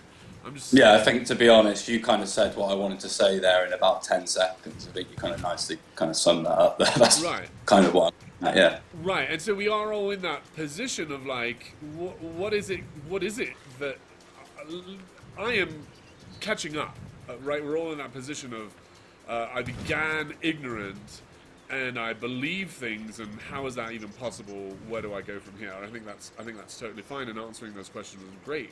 But I think the way that I've seen specifically the sort of, and I want to differentiate the sort of Darth Dawkins precept than like a well-intended answering of questions. I don't think he's intending to do that at all. I think he's trying to say that he picked a book, and in his view, his book answers those questions best because the answers are the answers that his book has. It's just this weird circular idea that we ought to be able to communicate those. I mean, it seems that everybody else is in a similar state as myself, coming to terms with what is it about this reality that even makes beliefs possible, and that that I should be able to communicate these ideas to people from different worldviews and connect to them. But this sort of my way is the solution, and belief in it doesn't come from conversation or reason or answering questions, but comes from a movement of revelation, and in fact everyone. And in fact, there's a difference between belief and knowledge, and my belief. I would let me say this right while we're on that, because that might be important. Right, again, when we come to debate, you haven't actually already justified or proven that we shouldn't go to revelation. Right now, that might be your claim. You might say, "Look, going over here is kind of dumb, right? I think you need to come over here." But again, one's going to have to justify that that's where we should start our systems, right? And I think that, so I hear this sometimes when I make arguments. People go, "But wait, you can't start there." Yeah, I can, right? I can start there because you're doing it too. We're all doing it, right? Like, if I want to argue for the world, right? I want to argue for God. I want to argue for... Man, if I want to argue for my mum, right? I'll argue for anything, right? I can start from this pen, right? And this pen or this cup or this machine in front of me, I'm not necessarily granting that any, like, ontological, metaphysical... any sort of like primacy, right? Because that's a mistake in thinking that all arguments have to, they should all start from. I mean, that hasn't yet been demonstrated that I should start from this point, right? So I mean, like, that might be a point to put out there. It's kind of like, I know that's your argument, but in a debate, you kind of have to justify why we can't appeal to revelation, right? You know. Right, and so so there's things to. All right, so there's the idea that I'm alone here in my mind, and that everything that I see is subject to. Well, you want to? I'm with you. I'm right next to you. I'm in there too, right. Man. And Me and this other guy, we're all in your mind. We're all with you. I'm mucking about. Right, in that same, but I presume that you're in that same situation, that you're also receiving your information about reality through your senses. So, I mean, you know, it is. Yeah, but so that might be a good place to start, right? So, have you ever heard of the peripatetic axiom? No. Do explain. So, like, this is going to be the axiom that's adopted from Aristotle. It might be easier to go through this to talk about natural theology as well, right? So, I'll talk about it through the lens of Christianity, and I'll tie this back, right? So, there's kind of like this emergence of natural theology, right? Christianity gets cast in a new light, right? It takes on this kind of foreign identity, I would say, right? And what we see is a kind of climax in people like Thomas of Aquinas, right? So you see natural theology, and it's kind of typically defined as what the human mind, by the light of natural reason alone, can know about God apart from revelation. So for Aquinas, most natural theologians, there is the implicit belief that certain truths about God, right, that God exists, that there's one God, that he is good, and they can be known and demonstrated by reason without first presupposing faith in divine revelation, right? Now, there's a reason he says this, the reason he takes this view is because he's coming from the peripatetic axiom, which is what he's going to adopt from Aristotle, right? And they derive from classical foundationalist views, right? So even though we're talking about, theology here, this is another classical foundationalist view found in Aristotle, right? And so it commits itself to a particular view where the epistemic foundations for the justification of knowledge can exist and function independent, right? They're an autonomous epistemology. They function independent from the epistemological presuppositions, right, provided from divine revelation or provided from other, you might have the myth of the given, you might believe there's just these things, whatever, right? And you say that they're kind of like the unique justification for human reason. And so I would like say that this adoption of this is where we're at now. I mean, it's like you say, we know all things through sense experience, right? Well, do we know sense experience through sense experience? Because if we're going to say that, that's a circular argument, right? And we're going to go into circularity at this kind of level that's left unjustified. I don't think it's going to be able to then go forward and start justifying other things, right? When it has these kind of underlying assumptions that haven't actually been challenged, right? And it really comes down to the distinction Aristotle made, what is better known by us versus what is better known by nature. The problem is, many presuppositionists kind of point this out, is like, how do you know which is which?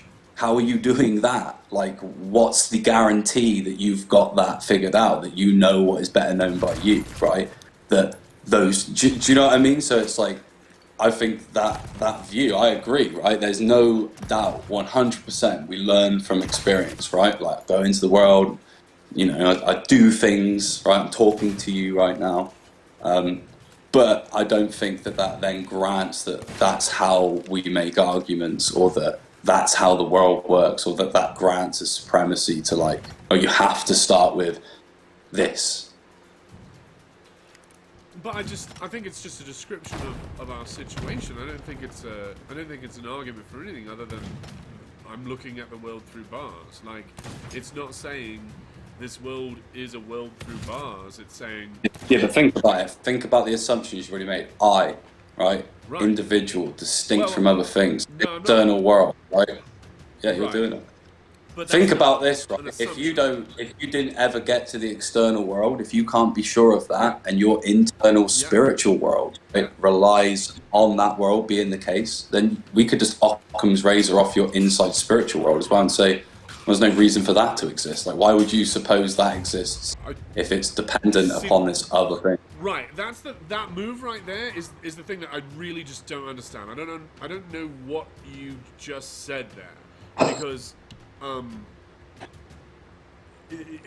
because the difference from belief and knowledge is sort of the difference between internal and external to me. Like, I have to confess that I am wondering, what's going on, and then nothing else in the world is kind of that certain. Well, let's look at like empiricism, right? So you're kind of saying, hey, all knowledge must be founded not on a priori assumptions, but it has to be founded on experience, right? It has to be we have to know things. We have to like experience the world, right? All ideas should represent some object in the world. It must be traceable back to some experience, right? And I think that view kind of goes on to say things like, the truth may not be certain, but it is concrete, it is objective. There is a truth. There is something going on, right? Undeniably so, right? And if you don't agree with someone's observation, I think, one of the appealing things about this view is it's like, hey, you can go look for yourself. Don't believe me. Go do the experiment. Here's the stuff. All you need is a bog roll, some googly eyes, and some PVA glue, and you can go do the experiment yourself, right? But there's a problem there. I don't know what's going on. This is what I believe it is. That's the confession. Is I know that I believe. Like, I know I exist because I believe some things, and I don't know anything other than I exist. Well, I mean, let's look at the problems of kind of like this view anyway. Like, I would say, we don't see universal propositions. We don't see perfect triangles, right, or something like this. But we don't see objective claims. I know we can write them down, but I think you get what I mean, right? And on the other hand, we do see mirages, and, I put my foot in the bathtub and it looked like I was a size 22, you know what I mean? I saw my foot get big. It's true. But in both these cases, there's kind of judgments contrary to the experience, right? It's like, I judge that my foot really isn't getting bigger, right? That's like water doing its thing, right? So I would say that not only that, but they never kind of really account for how they could have any experience without first bringing concepts such as causality, space-time, quantity to the experience, right? So, and here's where we were kind of getting at a minute ago.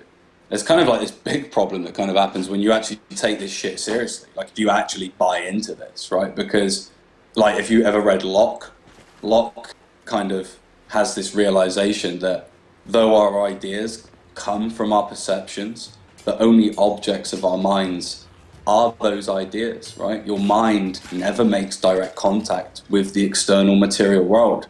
And because of this, it's like you can never set your ideas over against the material world and corroborate like the integrity of those ideas, because the mind never makes contact with the material world. There's no empirical reason to think that it is the source of your perceptions, right? In fact, there's no reason to think the material world exists at all, right? So that sounds a bit crazy. Maybe I'll make it less abstract. So, like, let's say this is an easy one. Like, I believe that what I'm saying is true, and that's it. Though I know that I believe that. Like, there's a difference between the knowledge of I am wondering something is I am experiencing something, and the thing that I believe I'm experiencing is thus. Like, that's my point. Is no, I get the idea of like, if there is an experience, then firstly there must be this thing. But my understanding of it goes the other way. Of like, I think one of the best ways I heard it put was like I have a perception of a desk in front of me, and then there's this other kind of statement where you say, and therefore there is a desk in front of me. That's right. I believe there's a desk. It's like, well, one is empirical. It's not controversial, right? You have a perception, right? You have your personal experience of this thing you're calling a desk, and then there's kind of like this second thing, there is a desk in front. It's like, well, that doesn't follow. There's no logical connection. It's not empirical. It's just a bold metaphysical assertion that you're pushing onto this external world, right? Like the idea of material substances is completely unnecessary. It's an unjustified metaphysical entity that someone like Berkeley would just dispense of. You don't actually need that stuff. And I think that Hume kind of goes a real, like, if you ever read Hume goes like a super step on this. He goes, okay, there's no need for, he goes, what's he say? It's like, there is no empirical basis for belief in an external material world as the cause of our perceptions, right? And there is no empirical basis for the belief in an internal world either, right? Because your experience is limited to your perceptions. There is nothing in your experience to indicate that the origin of your perceptions is either a material substance or a mental substance, and therefore any kind of affirmation beyond perception is empirically unjustified. Like the external world, mental, material, a film strip, you know, a rock at the bottom of the sea, whatever it is, it's undemonstratable and it's unnecessary. It's just a metaphysical speculation. It's a kind of matter of habit that you like continue, you know, you continue to believe in it, but it's nothing more than unjustified dogma. And he kind of, I think in that he kind of destroys all these like naturalistic justifications for belief in the external world. Like there is no naturalistic, because what are you calling natural? How do you justify that? And to go beyond it is to kind of epistemically bootstrap your way back in. Right, that the problem is sort of solved in a backwards way, and it leads us to conclusions that oughtn't be, that are not necessarily true. Though, yeah, but see, that's the next step he takes, because you said, well, what we have to do is, he said, well, what I'm going to do now is I'm going to take my empirical gun, right, that I've been shooting out at the world, right, I've shot Jesus Light, I've shot Nocturnal, and now what I'm going to do is I'm going to shoot myself with it. And he points out that the notion of yourself as a substance that continues to receive perceptions, well, that's another unsubstantiated postulation, right? Among your perceptions, you never perceive the self as the perceiver of the perceptions, right? You never see the self like that, right? So here he just kind of destroys all autonomous rational justification for the notion of the self as an entity, independent. That's an independent collection of perceptions. What's the justification for that? Like in this view that demands that all things are demonstrated and proven in this one way, right? All things are proven by sense experience, and yet here's 1, 2, 3 things that we haven't demonstrated by sense experience, right? That aren't proven. I think myself is proven by my sense experience. There is a self. There is a me. Yeah, but that presupposes the self, right? You're not actually justifying. Listening to the evidence. No, I think I'm trying to go the other way. I'm not trying to presuppose anything. I'm like. No, yeah, that's impossible. That's the thing that I don't understand. That's impossible. Like, to have a conversation, you think that your sentence has to be laid out in a certain way. You're not like going, "Hey, Bowley, blibbity blobbity, flam, jim jam, wibby web wimp," and I go, "Oh yeah." You know, like you're presupposing like a uniformity of sentences and structure.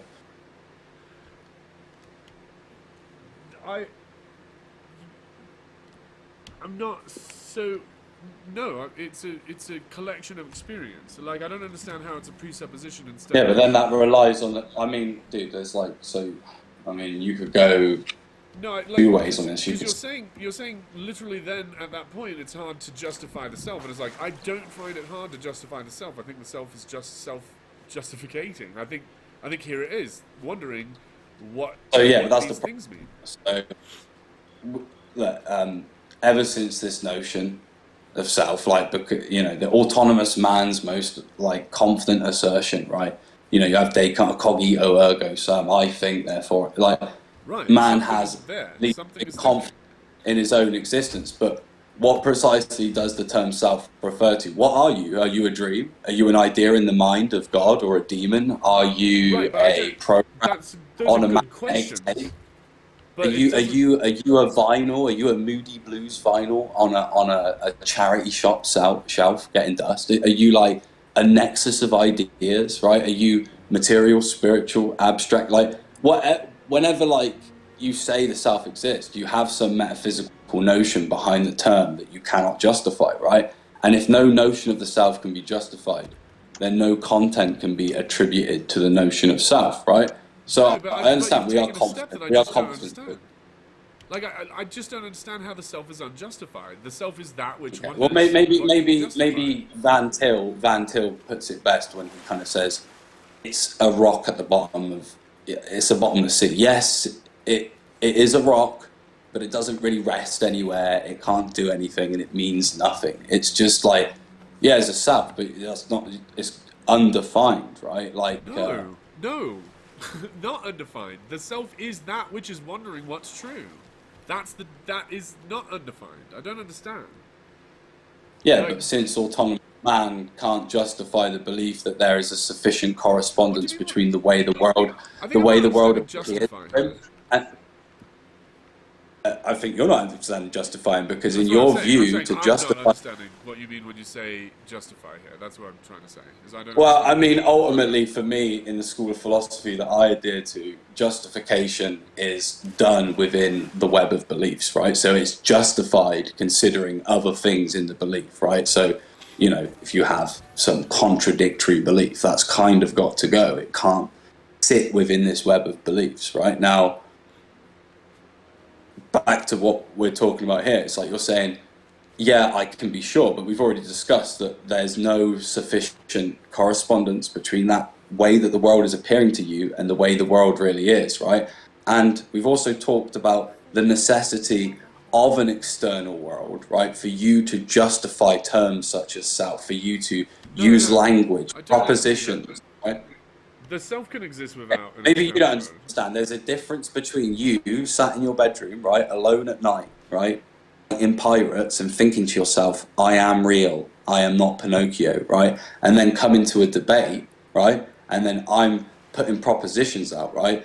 And we're making claims. Claims have to be justified, and you can't justify a claim by going, well, it's bloody obvious to me, because if that's the level of argumentation you want to move to, I'll say to you, well, I read the Bible, dude, and it's coherent to me, and I believe in God. I mean, it's just obvious to me. I mean, I look out my window and I see Jesus, right? I mean, you look out your window, you don't, but that's because it's not obvious to you, but it's obvious to me. I mean, that's, if you can So we're say talking about things just justification are to an the way they audience. are because they're the case, I can say to you, okay, God is just the way God is because God is the case. And you Right. can't argue that. That's the Correct. same form of argument. No, it's not the same form of argument because It one is. of them is to you and one of them You're is saying that this thing is so necessary that you couldn't have other things unless it was the case, and you want that to be true to make arguments. And I'm saying, okay, I can make the same argument. God is the case. You need God in order for all this other stuff to be true. Therefore, God is true. And you just have to accept it.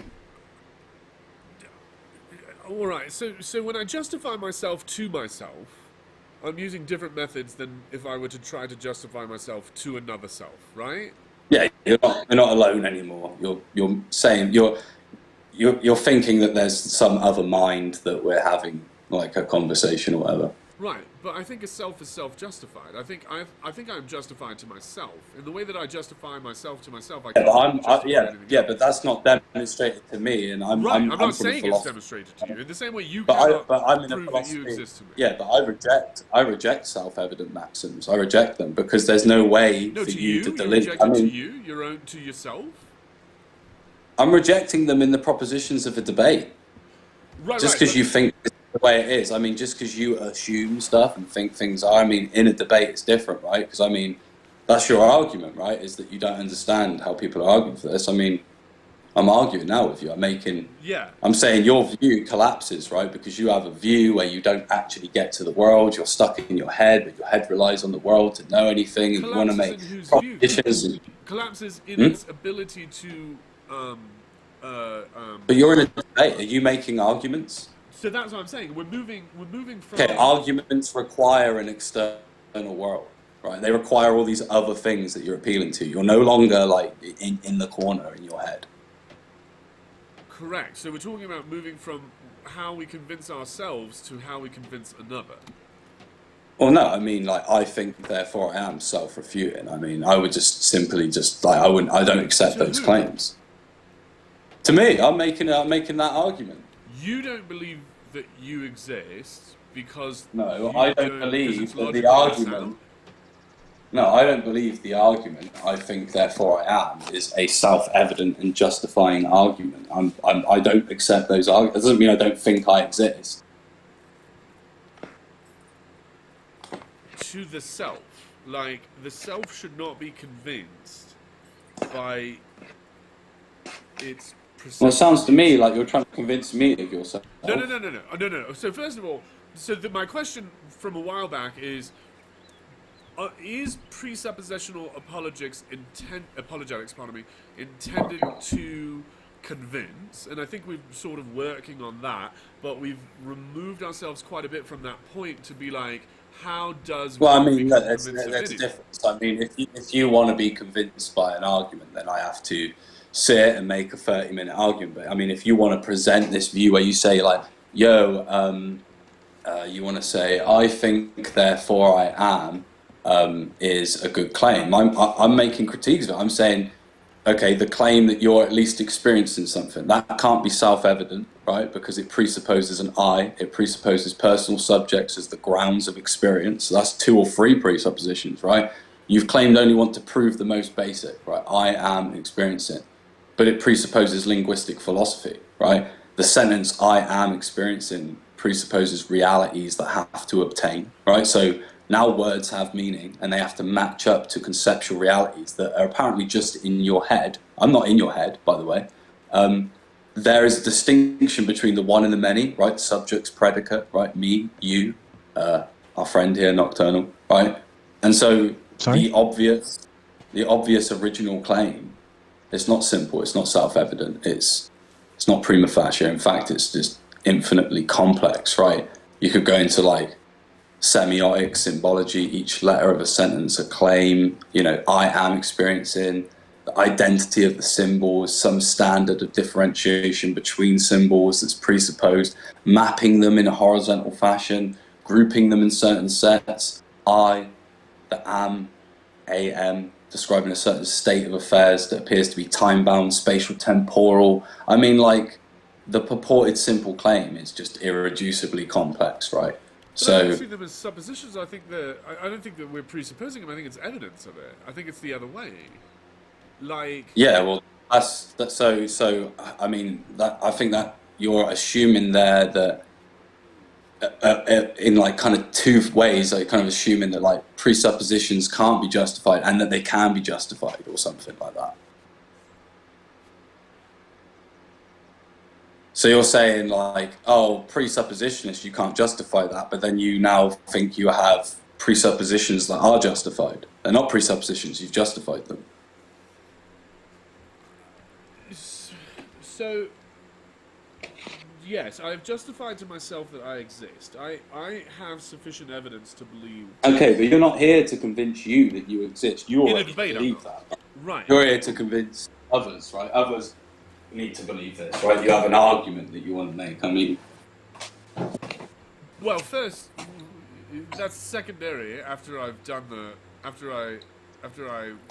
what I am and what I believe, then I want to convince other people that what I believe is worth believing. right. So, but I don't see how I exist as a presupposition, because it's not I'm presupposing I when I say I wonder if this sentence is true. I'm not presupposing it. It is evidence that it's happening, because I am wondering what I am, and it's evidence that I is wondering.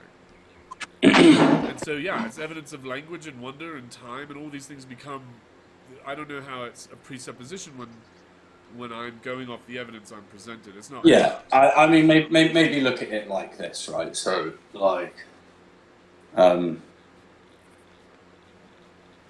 maybe think about like the undetermination of like scientific theory, right? By evidence, right? So, the available evidence at any given time will be, kind of like insufficient for determining what theory or beliefs we should adopt. And I'm saying, given a choice between 2 theories or 2 ways of revising our beliefs, how are we able or unable to determine what theory we should choose based on the evidence, right? So our theory is going to be undetermined. It's going to be like by the evidence at present, right? Or permanently undetermined. It's not going to be possible. You're saying like, but like you're still coming to evidence, right? You're still learning things, right? You still think that those things that you're learning are to do with you, right? So have you really defined the self?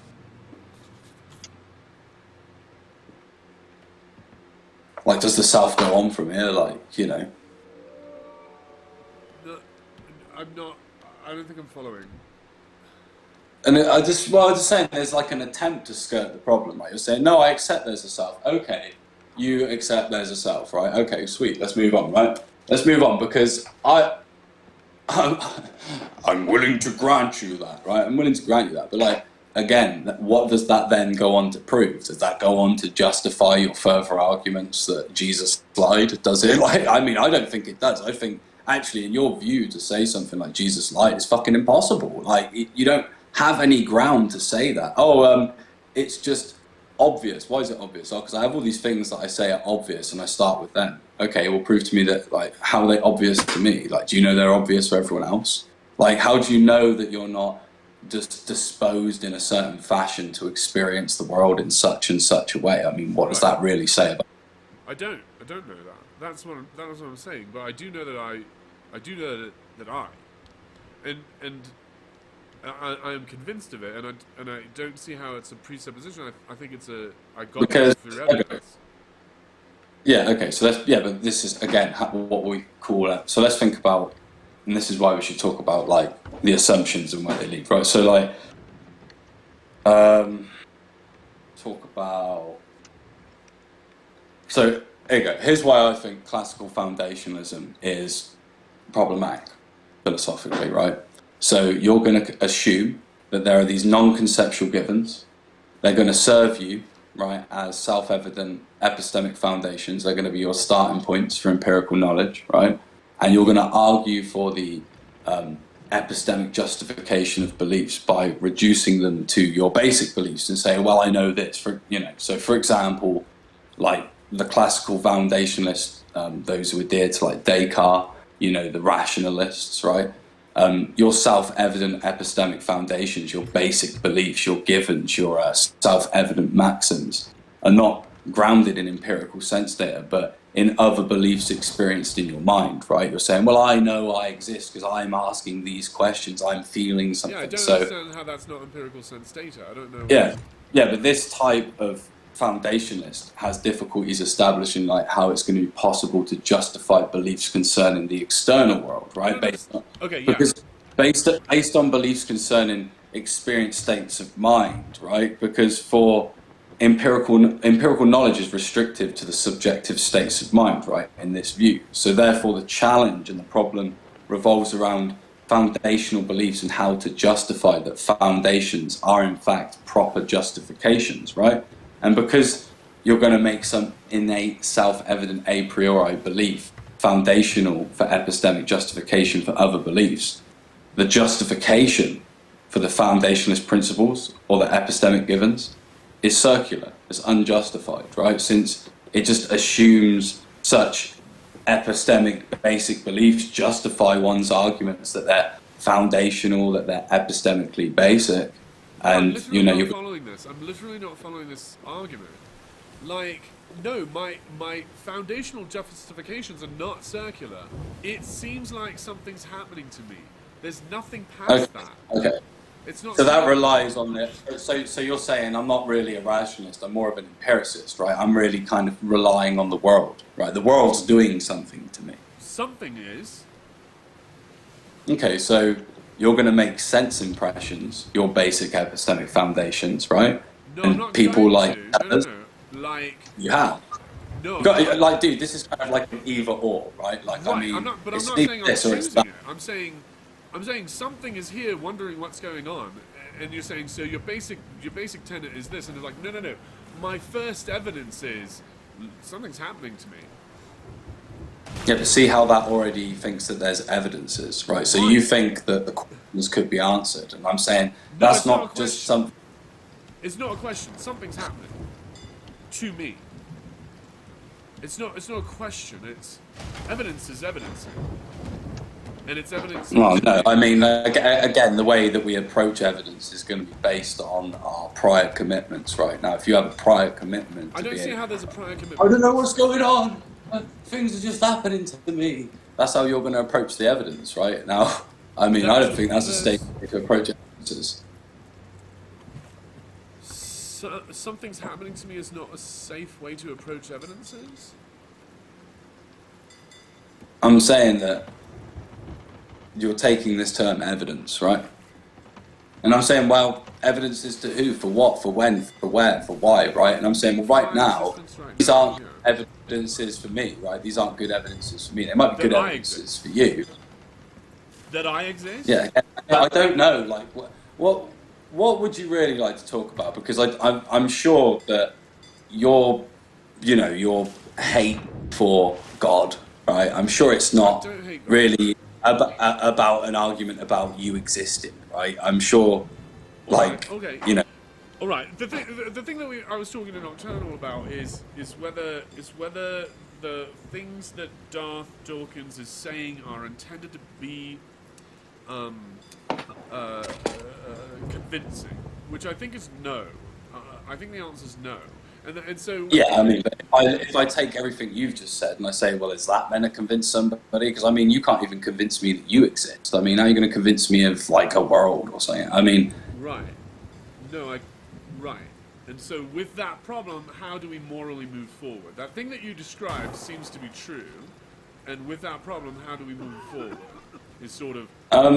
Have you ever read Thomas Kuhn or there's a really good essay I've got here by Philip Sherrard. He asks this question. It's a good question. Let me see if I can find this.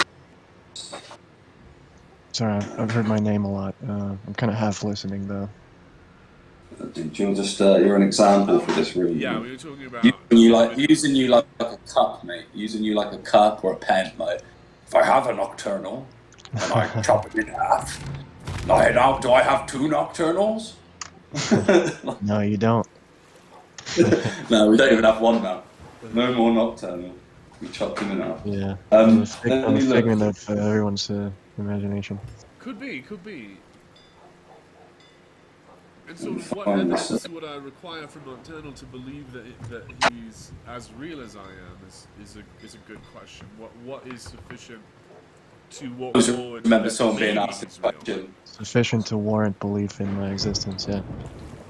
I remember someone being asked this question and they were like, yeah, to be honest, like, I'm not really concerned whether you exist or not. And this guy just being like, yeah, I just really couldn't care. Like, I'm willing to grant you for this conversation your existence. I just thought that was pretty fun. Yeah, it's like... I think the lack of knowledge that we have in others is sort of part of the problem of morality is if only we exist, should we change our behavior? I think the point is you have to... You just have to believe things exist if they tell you they do. I think the point is until you have evidence to disbelieve, it would be in bad faith to disbelieve. Right, so this just might interest you, so I'll just read this to you, it's quite interesting. So it says, a major problem for philosophy and of science and religious traditions is the question of observational neutrality and rational theory choice. Can one's observations be independent from an entire theory or paradigm? Can there be a rational choice made between two theories, paradigms, and religious traditions? Right? So it's an interesting question. How do we choose, right? And I think this kind of gets into what you're talking, where it's like, and Thomas Kuhn kind of outlines this when he's saying, well, you know, there's certain revolutions within the world of science, right? And that these kind of change the way that we look at things, right? We then begin to view things in a new light, in a different light. But not only does it put light on certain things, we also find that this puts other things in the darkness, maybe questions that type of thing wouldn't be concerned with dealing with, right? And these might turn out to be things that need to be dealt with, right? So, you know, the choice of paradigms, you know, simply kind of provides like a criterion for choosing problems that are assumed to have an answer, right? So we have different views that provide different ways of these assumed problems looking at and sort of giving us light to look at the problem, right? So I think the more important bit is where, if I get into this, if I flip in, there's a part where he says this, right? So there's this question in relation to traditions, traditionalism, and choosing between traditions, right? How do we choose? And he says, of traditional systems and the choice between them, he says, to answer this question implies that one is already in possession of the knowledge according to which it can be answered. So that's interesting, right? So right away, questions and answers seem to come directly from certain paradigms, right? We seem to arrive at certain problems in worldviews, right? That we think maybe can be answered or that can be asked to other views, right? So to discern what degree a particular tradition is universal already presupposes that one has the knowledge which makes it possible for one to do this, right? So you're kind of involved in like a kind of like begging of the question, right? That's like this shift in the question, right? Where it's like, well, the degree of knowledge you possess will be represented in the tradition from which one has obtained it. And that kind of rings on what I'm saying, where it's like, you have a view that wants all this stuff, right? You want a self, but there's no way for you to know about a self, dude. A self in reference to what? Like, there needs to be some likeness for you to draw these things out, right? A self, right? I would say persons. We don't exist in vacuums. I exist in, not totally and fully, but, take this with a pinch of salt. I exist because you exist, right? Like, there's some likeness, there's something that I can then begin to talk about, right? There's other me's, there's other selves, there's other I's, there's other, in order to talk about anything, there needs to be some likeness, right? Now, if we're saying our thoughts aren't necessarily us, and I'm not like, then what's the likeness? What's the self in comparison to the conceptual idea of self? Is that anything like that? Are we merely mentally constructed to perceive the self as such? Is it those things? Am I missing a sense? Am I the little kid from that Bruce Willis movie? Is there a sixth sense I don't have? Should I be seeing dead people? But I don't see how any of this can cause me to say maybe my knowledge that I exist is unfounded. Like, I don't understand how. Well, I think it's more aiming at that it's founded, given that you have certain presuppositions about this world. I don't understand how the presuppositions come from. I think they're post-suppositions. I think it's like something is wondering what presuppositions are. That's it. There it is. There is that thing. Well, I mean, think about it maybe like this, right? In order to have cake, you have to have ingredients, right? And in order for you to wonder what you want to wonder, other things have to be the case, right? So I think maybe the big hang up here is you're kind of using experience as a predicate, right? You want to like predicate from experience. And I'm saying, well, actually, no, experience is predicated from other things being the case, such as the self, that your sense experience is reliable, right? That there is an external world that you experience, that you are distinguished from this, that there are successions of events, right? There's time, you're moving forward, you're understanding, learning new things, but becoming more acquainted with the world, if you like, right? And all that stuff is entailed when you, like, make a simple statement. You say, I need to go for a week. Do you? Like, your point is, it's not presumed, it's evidenced by a simple statement, I think. I don't understand how it's... Oh, yeah, I mean, but again, this again leads to different kinds of evidences, because I think when you're asking me, let's say you said to me, okay, what's your evidence for God? You're going to now move the goalpost. Now you want me to pull God out the cupboard, right? Now you want God to be just like a cup. Now you want God to be empirical. And yet, as we've discussed, there's a whole host of things that you affirm in your view, right? More things than just God. I mean, it sounds to me like you've got a whole celestial hierarchy of different things going on up there, right? And you're appealing to all these things. And I'm sort of saying, well, look, in your view, you have all these things. They're not justified in this other way that I think, you kind of want me to prove God to you, and you want me to prove, who am I? But, you want me to kind of like, yeah, I'll just get God out the bag. And I think that's kind of like, have you ever heard of the crackers in the pantry fallacy? No. Banson kind of says this. He's like a famous, like, reformed apologist. He kind of says, God's not a cracker in the pantry. So when I want to prove crackers in the pantry, I go to, are the crackers in the pantry? I ask the question, and to answer it, I only need to go into the pantry and look, right? Like, is I don't know, is Slipknot in my garage, right? I don't know, right? But I could go look, right? I could actually go and check this. This is a kind of evidence. I think we'd all be satisfied walking into our garages and going, look, Slipknot in my garage. Dick Nose and whoever ain't bouncing around on my car, right? We'd all be fine with that. But when it comes to other things, you see, you're not saying, I prove the self by going into the garage. You would say to me, look, Bully, you're being stupid. I don't prove things like the self by going into the garage. I don't look in the pantry for a self. And I'm saying, well, there's a whole host of things just like that. And I think that they're the strongest arguments for God, because God isn't an object, right? He's not like things in this world, right? He's not created, right? He's not liable to these things. He is, we don't act on him in that way, if you like.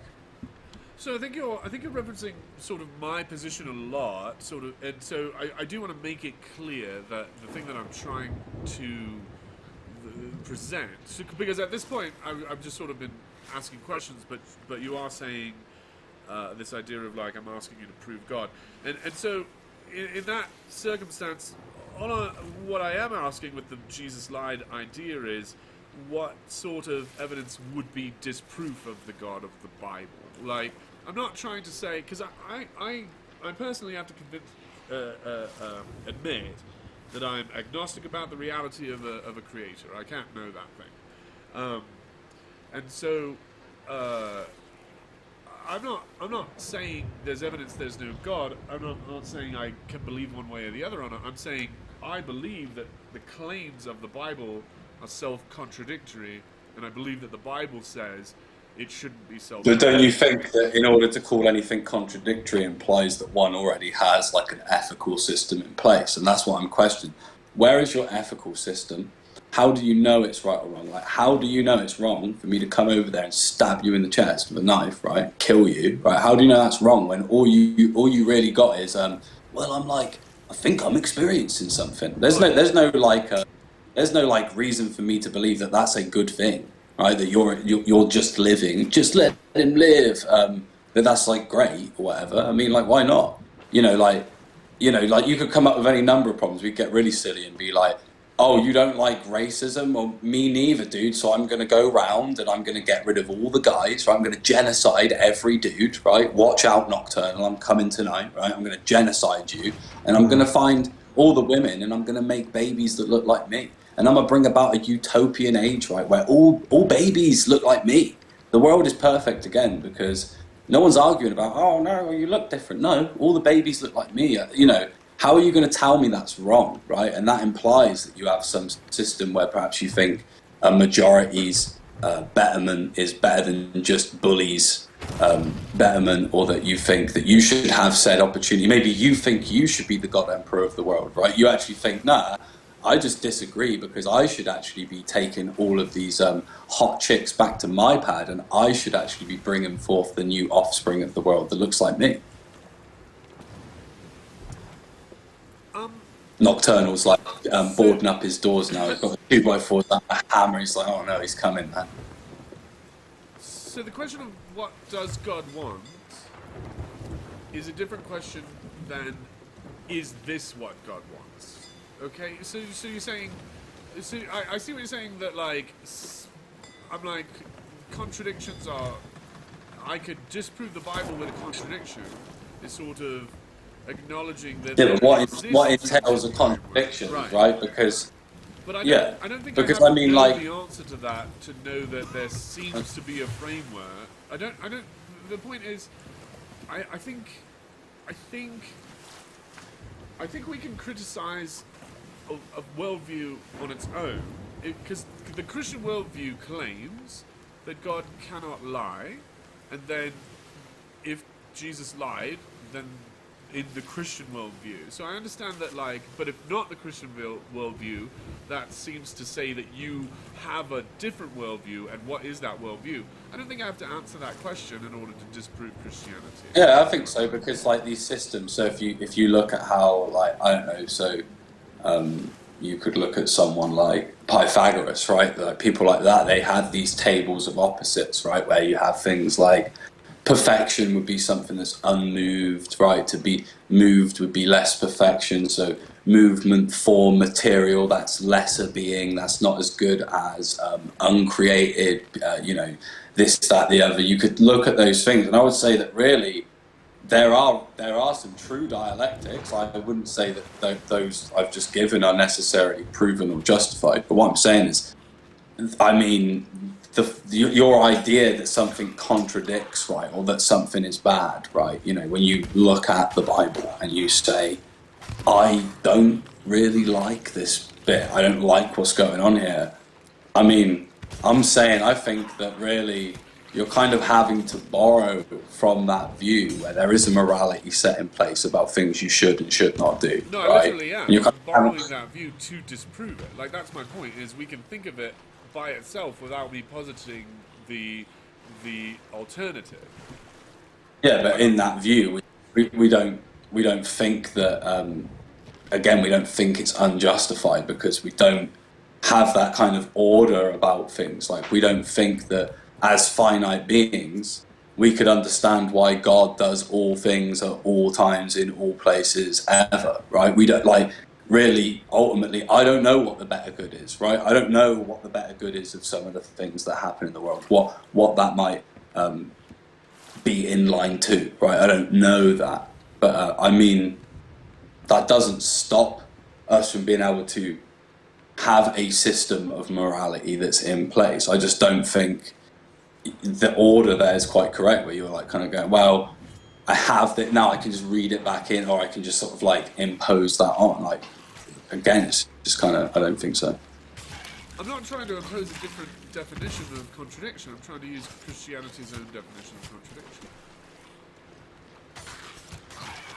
Yeah, but again, I mean, we don't do dialectics. We don't have a kind of dialectic concerning, like, the moral law that we're held to and what God does. Like, we don't think that there's like a dialectic, that God is evil, right? I think that God is evil. You do? I do. I think God is good and evil, like you. I don't think God's evil. Right. We don't believe that. Right. And so that's the point, is you're So making again, these assumptions. you have an assumption in your view that evil has some sort of real status, right? That like kind of like exists. Right. But what I want to do is wear a worldview of sort of try it on and try it out until it disproves itself with its own methods.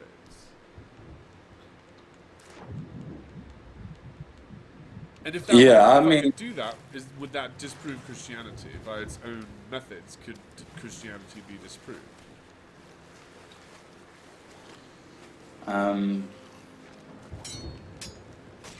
I don't think so. I don't think you pointing out what you see as, because you're not actually able to hold to the system. You're not actually using the system. Again, like, God's had no obligation to explain why he does all things at all times to us. So. But he has, but in the Christian worldview, he has explained some things, and if he contradicts himself in those things, especially if one of the things that he says is, I don't contradict myself, then we've disproved a worldview. If I take the worldview that time is not, I don't know. If I take the worldview that the Quran is true, and then I walk forward until it's like, well, it can't be true. Look, it's contradicting itself. Then I feel like that's a reasonable unjustification of the Quran. Yeah, but I mean, it depends what you consider a contradiction, right? Because Islam is going to say, well, the contradiction is that God can't become man, right? Well, Again, it's about systems, right? And I'm saying that yes, you're able to look at these things and ask questions, right? But you're not really able to critique it autonomously, right? From your view, you're not actually able to give a critique. I don't follow. I literally don't follow that. I'm absolutely able to give a critique from its own point of view. No, you're not, because we spoke about these more fundamental ways and aspects of way in which you view the world, and autonomously, you're not even able to come to these things, right? You have to borrow, right? And who's to say you're borrowing the understanding whatsoever? Because again, you think you're coming to these things in that way, and I would actually argue that no, what I'm arguing is true. The way you know about these things is because you're a person, you're made in the image of God, and you're trying to justify certain things again by working in this backwards sort of epistemic bootstrapping, where you kind of want to say, well, this is wrong, or why is it wrong? Because there's right and wrong. Why is there right and wrong? Like, why do you think that? Why do I think there's right and wrong, or what do I Question think of the is one, reason that right and wrong exists? You know, this idea of unity, right? Unity as well being good, right? And then this idea of like chaos, you know, bad things is, you know, oh, there's this thing present here in all phenomena, like, you know, whether it's daily life or whatever, there's this kind of like, well, there's this one thing set over against this other thing. There's this one thing set over against this other thing. And like, I'm just saying, like, okay, why? Why do you think that? Oh, wow, because I don't like it. Oh, wow, because it's, you know, it's like, that's not a justification for those things.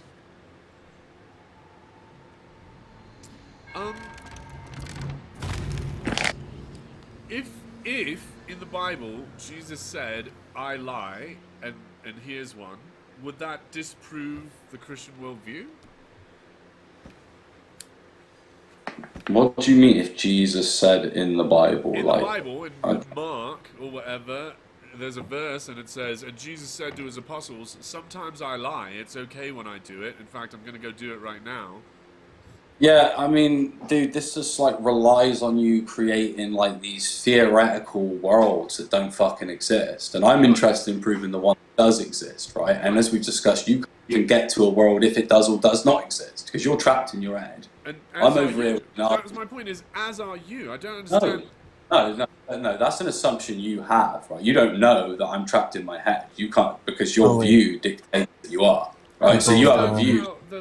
You have a view that instantly boxes you into your head, and you're going, hey, buddy, look, you're in a boat. And I'm going, well, I am kind of in a boat, but yours has got a big hole in it, right? And you're sinking, and there's sharks, and you're bleeding, right? And it's kind of like, yeah, but you have to use your mind as well. You have to use sense. I'm not denying those things, but I'm denying your argument when you keep starting with things like that. And then, but you've already admitted like several times, oh, there's these other things I believe, and I don't prove them in that way. They're just, you know, known by me. There's no way for you to distinguish what's better known by you and what's better known in and of itself, because you're involving yourself in the world, and it seems like you're postulating about things that aren't present in objects, right? You're not seeing causation, you're not seeing meaning, right? But you think there's meaning. You're giving meaning to words. You're putting them in order. You think they say something about something, and I'm kind of like, well, that's great, but everything you've kind of said thus far just kind of dictates that you're not able to make that move. And so this is why presuppositional apologetics is I think, the best approach, because, look, dude, we can go back and forth all day, throwing texts at each other, what you think is a contradiction, what you don't accept. What is presuppositional apologetics? Well, it's already shown to anyone who pays attention that when you go to point out a contradiction, you don't have any justification for what you see as a contradiction. Using the Bible's own definition, I literally... You're not able to read the Bible. You're not able to interpret the Bible. How are you saying that? I literally don't understand. Prove that. Can you prove that? Again, you think think that things are self-evident. Explanation of contradiction? Does the Bible explain what a contradiction is? Again, you think that it's self-evident. You think the text is self-evident, right? The texts come from our liturgical service, right? So they come from our singing. I literally don't know what your arguments. Like, you've lost me a lot of places here, and I'm trying to get to something where. Well, you're appealing to the text. I'm not sure that you're appealing to the text. You're appealing to the text as if the text we is all all must. We clear. all appeal to the text of the Bible. There's no other way to perceive the Bible except by appealing to the text of it. This is that right? ridiculous. How do you think people heard the Bible when it wasn't written down? What? What did you just say? I said, how do you think people heard the Which Bible people? before it was written and compiled? Which people? How do you think? How do I think? Christians. Which Christians? Paul? Yeah. Paul never heard the Bible. He wrote it. Yes, Paul did write certain things, but there's also an Old Testament and Right, that, so how right? do There's I also believe that Paul heard the Old Testament? there's also the historical event itself, right? These things are written Right, but on the the historical event is not the Bible. The Bible is the record of these. Well, I mean, you're not able to say what the Bible is because it's The Bible not is something the that 60 What? It's a book. you don't have the. No, it's not 66 books. You don't have that authority to say there's 66 Interesting. books. I literally don't know what you're talking about right now. I don't know what you think. I mean, you've why done do you or presuppose that built the or- Bible is 66 books? Like, why do you No, do no, I that? don't presuppose that. I go grab a Bible and then I count the books. I literally don't know what you think you're saying and whether it's meant to convince me of something or to protect you from an idea. I don't know what Well, the precept purpose is not of it about. is. It's not about convincing anything. That's right. Right, And well- you're defending your position against things I'm not even Well, saying. I mean, look, it's an argument. It does have positive What's an claims, but I mean, argument? presuppositionalism has positive claims, and it can Okay. be called an argument. But it also has claims that sort of, again, whenever we have a view, right, this view is going to shed light on certain things, and it might even put other things in darkness, right? Now, I think it certainly shines the light on the problem of your view. Like, saying all this stuff you're not even getting off the ground. You think you're making sentences, but yeah, how do you know that? Oh, well, you know, I'm just making sentences. No, I believe I'm making sentences. How do I know that? I don't. Like, I don't know why that's not a good answer for you, and I don't know why. Because you're here trying to debate. You're trying to debate for the Maybe. world you believe. Might be. Right? I might be here trying to debate. I believe that, and I might be wrong. And you thinking you can escape from that, that's a humble thing to say. It's with humility that I must confess that. And I think you wanting to not confess that is sort of disprovable. I can prove to you that you are confessing more than you know. You say you know more than you know. You should say believe when you say no, and you refuse to because you don't want to be in a position where you don't know. Is that right? Oh, he got pissed off. Oh, is he gone? Oh, wow. Yeah, he left. Yeah, That he got left. weird at the end. Is it me or, like, what happened there? That was, I don't know. I didn't expect someone with so much philosophical sophistication to end up being a precept. And then just to turn it on the end and be like, I just literally had no idea what he was meaning by his sentences at all. That was weird. I think him leaving is a deliverance. It's always a waste of time. Same. Because I definitely have to pee.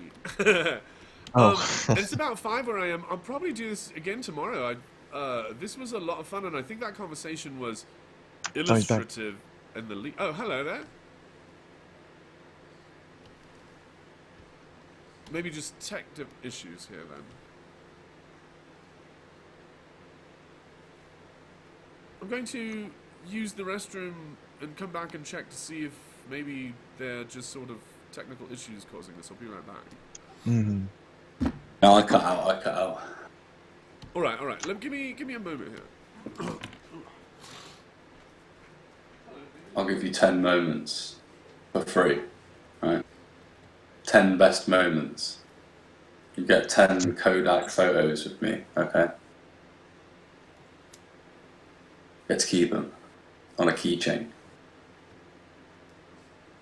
So anyway, Nocturnal, what's like your thing? You know, do you like throwing a frisbee about, catching it in your teeth, or like throwing wet bread at like tiles or something? That's complete gobbledygook. What are you talking about? I just mean, what are you into? You know, like, do you like getting like a loaf of bread, just wetting it up? What am I you know, into? I like Throwing playing it. drums. I like being on this Discord. Whoa, you play the drums? Yep. Oh, I got a nice. drum cover channel. Oh, nice. What, like, who are your favourite drummers?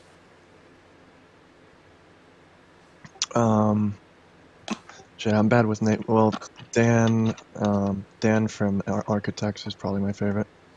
I haven't heard of them. Architect. I haven't heard of that. What's that like? They're like fast drumming, or what is that? Metalcore. Oh yeah, like fast then. Yeah, then there's Nice. shit, what's his name? Kyle from Counterparts. I think his name is Kyle. I'm bad with that, like the Is that last like names. another metal group? Is it? Yeah, I listen to basically just metal. Any like drummers that ain't metal? Like I'll be honest, mate. I'm a bit like old school. I mean, like if this drummer's like from the '90s or whatever, I'm probably not going to know him, right? Like, what about a bit Bernard Purdy or something, you know? Yeah, I mean, there's a couple good ones that I have like drum DVDs of, like Benny Grab is one good guy. Dude, check out Bernard Purdy, right? He's this like proper hench fat black guy, right? Yeah, I and think he I have sets up his drums so he doesn't have to like reach for the stuff that he has it set up so all the stuff that he uses the most is right next to him, and all the stuff that he uses the least and it's just such a lazy drummer, but it's so good, like how he. No, that's not lazy. That's just smart. You know, you're doing less Lazy work, smart. so you can do more. Yeah, work. it's the way he does it. He has it all set up, and he just looks like he's jiggling. He doesn't even look like he's drumming. He just looks like he's like jiggling on a treadmill or something. Sorry, Mitch. I started talking about drums. No Yeah, worries. So if I were to say, it seems to me there's a book called the Bible, and it seems in one verse it says God cannot lie, and it seems in another verse God cannot contradict, and then in another verse it says here's God lying.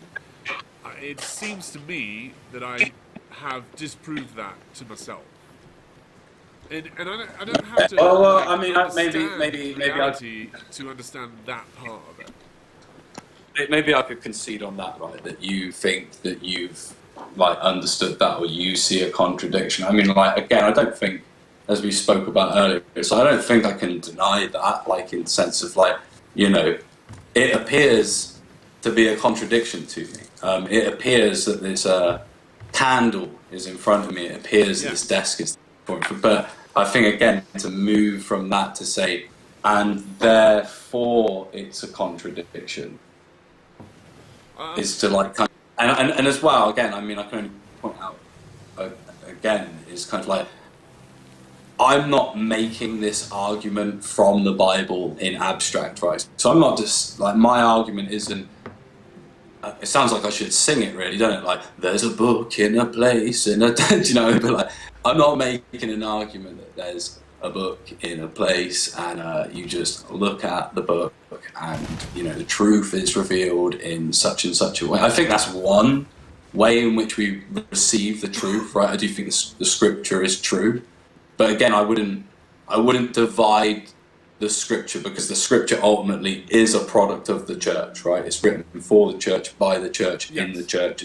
You know, it's a document of the church life, right? Like these are liturgical documents, right? Really, like these are understood in the light of Christ, right? And these are to show and enlighten us in some way on that journey, right? It's not like right. The reason we keep them is because one day, you know, we need to go there and we need to look at this word and go, yeah, but you know, what did it really mean? Or you know, it's like it's not abstract. It's produced by a functioning religion with a temple worship with a. Excellent. I like that idea.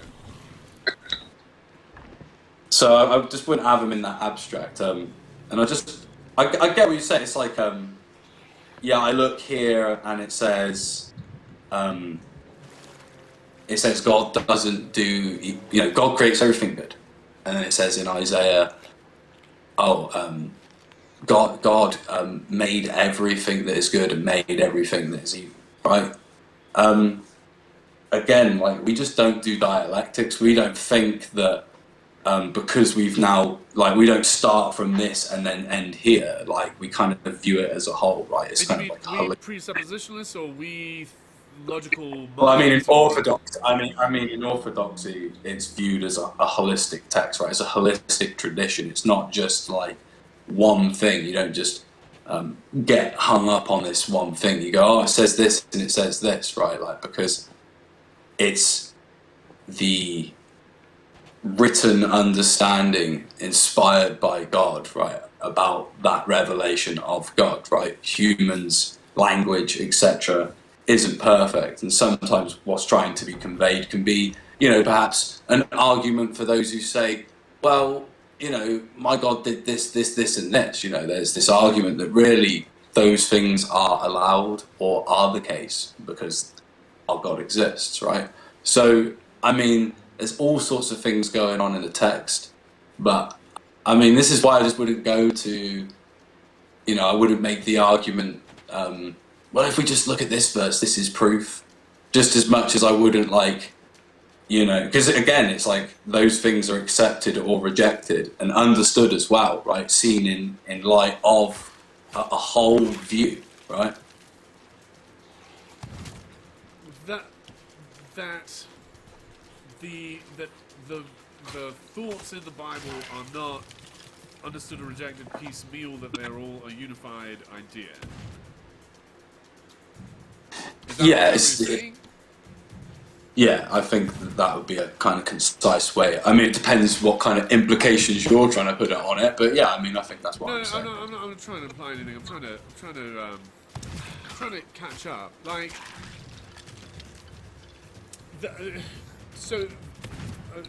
on Friday, I was talking to a fellow in Fort Collins here, and he was saying that I cannot believe it until God allows me to. That it is a miracle when I do believe it. Okay. And so, is that what you're saying? That it's like, as a whole, these ideas are unintelligible? I mean, in pieces they're unintelligible, and then it's I don't understand. I don't understand the.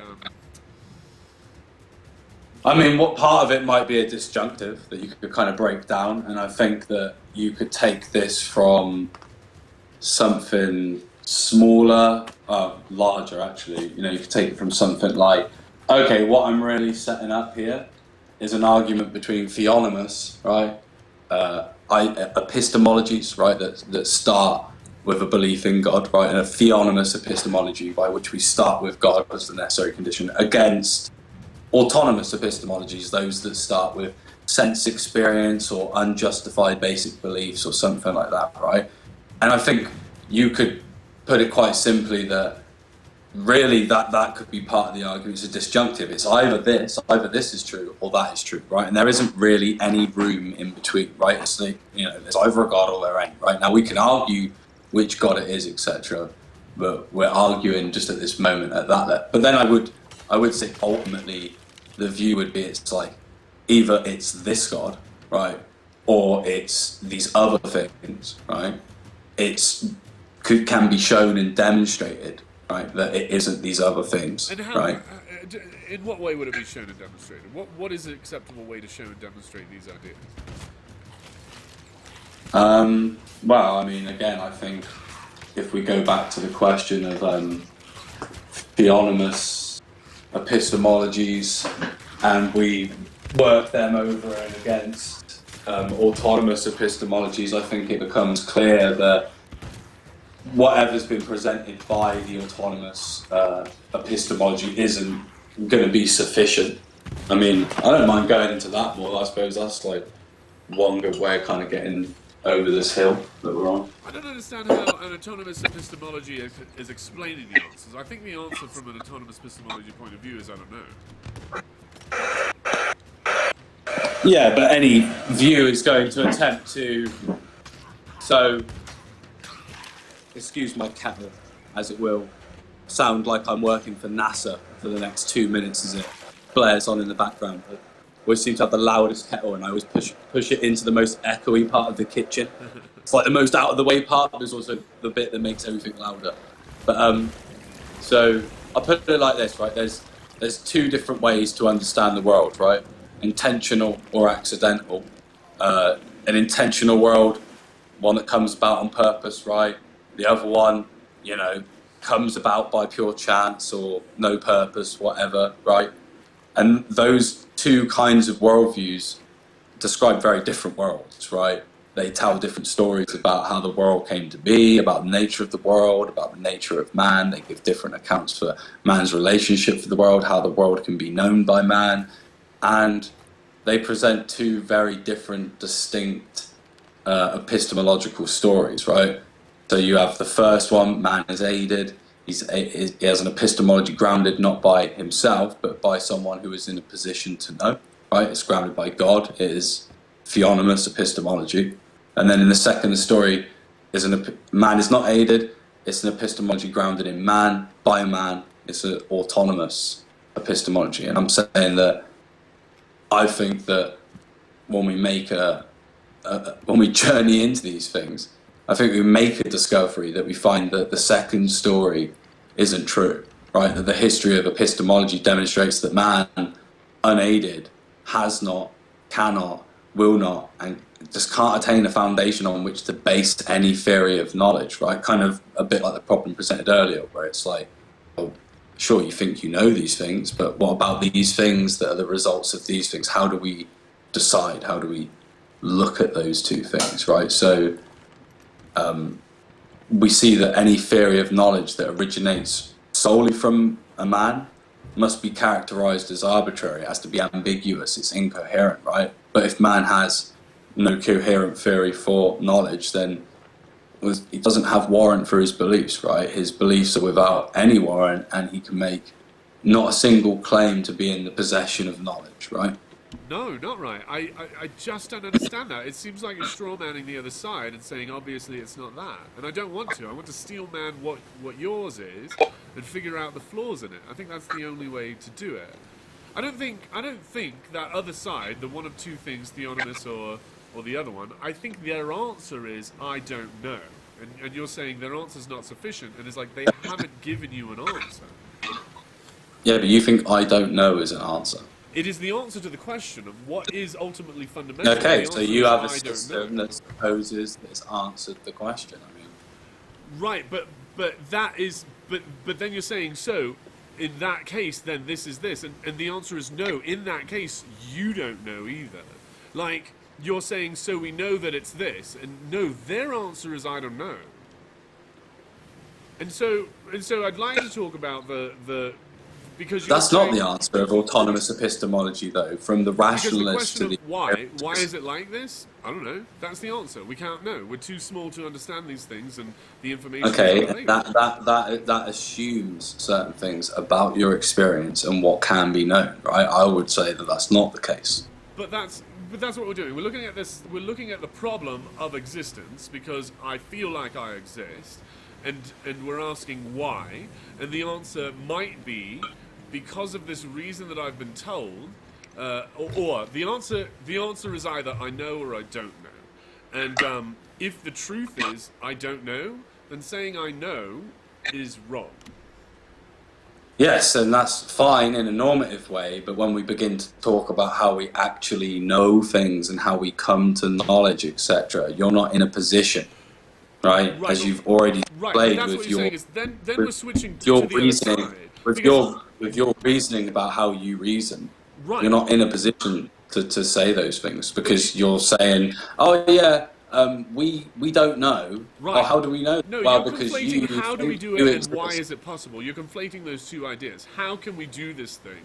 And no, why is it's called entailment. It's called entailment in philosophy, and I'm looking at your system opposed to my system. I'm saying the way that you think and structure is incoherent. No, it's not. You think you have all these things up here, and yet the way that you're clarifying other things is just to say that they just be, it just is. No, I'm saying I don't know. That's my point, is you are... Yeah, in order for you to say I don't know, realize that you know that words have some truth, that there's a strength to the argument. I mean, like, you're not knowing, saying, is there truth behind the claim? I don't know. Should I believe that? Belief. No. Okay, so you're not making arguments then. I mean, if I shouldn't believe what you're saying, it's not an argument. I'm not saying why. I'm But not so saying this is what where it this about it this that is where this causes view to- leads, to- right? You're not making arguments. You can't make arguments. No, I am and no making one- arguments. The argument is Sorry. it seems to Oh, me you- something's happening. And so then you're saying why, and I'm not That's not making an argument, arguments for that's a claim. why. That's a claim. That's not an argument. That's a claim. Something's happening. No, I'm saying the Oh. reason I believe Right. something's happening is because it seems to me like... I mean, you're arguing that it's true. I mean, I'm The demonstrating argument that for something's happening to me is that's what it seems like. That's my argument for something's happening. Something exists. What is the argument for that? Seems to me that something exists. Right there is evidence of three things existing. Yeah. Me, Okay. Well, language, and time. maybe I'll attack it. Maybe I'll attack you from this way, right? Think about this, right? So, let's think about something like if I said, given a straight line, right, and a point not on that line. So think about a straight line, right, and we draw a dot next to the line, right? There's only one other line, right, that could be drawn through that point, right, parallel to the given line. So if you not understand, if I draw a line, there's only one other line that I could draw that wouldn't intersect or clash with that line, right? Sure, yes. Appears to be self-evident, appears to be true beyond rational doubt. No. No, it's from the definitions of all of those words, lines and point and parallel. It's not because it appears... Oh yeah, I would agree, but what I'm saying is, you know, these seem like a fully coherent system could be produced, right? And the assumption is that, oh, this proposition is self-evident, it must describe the world in which we live in, and therefore it's been believed, right, you know, by many people that, like, someone like Euclid's geometry describes the world in which we live, right? But I would argue that I think there's perhaps reasons for thinking that that self-evidentness, it has more to do with, like, the structure of, like, our language and our assumptions about reality than it actually has to do with reality itself, right? So let's put it this way. There seems to be some consensus in cosmology right at the moment that the universe is finite, right? And unbounded, right? But that would mean that our universe is non-Euclidean. And that would mean that no infinite... We know that. We know it's non-Euclidean. Okay, but that means that no infinite straight lines in our universe, and that means that Euclid's fifth axiom is false. That means, in fact, it's, you know, that's not even true now, that we can draw a line that won't, because there's no infinite straight lines that can go on forever, right? So it's been developed on that axiom, and I'm saying consequently, like, if we can, if we accept the current cosmological model, we have here a proposition that is both self-evident and it's false. And if Euclid's axiom of parallels is necessary, then the current state of cosmology is false. But if the current state of cosmology is even possible, then the traditional understanding of self-evident is false, right? And so I'm saying there is no problem with revising, right, your postulations, right? But a priori self-evident truths are supposed to be absolute and invariant, right? And this is one of the problems that's kind of prompted a lot of philosophers to kind of suggest that these self-evident notions simply express the limits or the perceptions and conceptual models, right? And it just reminds me of the empiricists when they said to the rationalists went, oh, it's self-evident, it's obvious. And all the empiricists had to say was this, right? All they had to say was, okay, if that's the case, why don't you agree? Why don't you all agree? If it's all self-evident, if it's all so obvious, if it's all the same thing, why do all the rationalists make arguments against each other? What? It's not self-evident what is self-evident. He's appealing to other things that he says it's just self-evident that this is a contradiction. Okay. What if who disagrees that the self is what if you say it's just self-evident, man, law of non-contradiction, law of excluded middle? What if I say to you, I'm a Far Eastern monist, and it doesn't appear to be the case to me, because everything's one. There are no real distinctions, and there is no contradictions in anything, right? Because everything's illusory, right? That's it.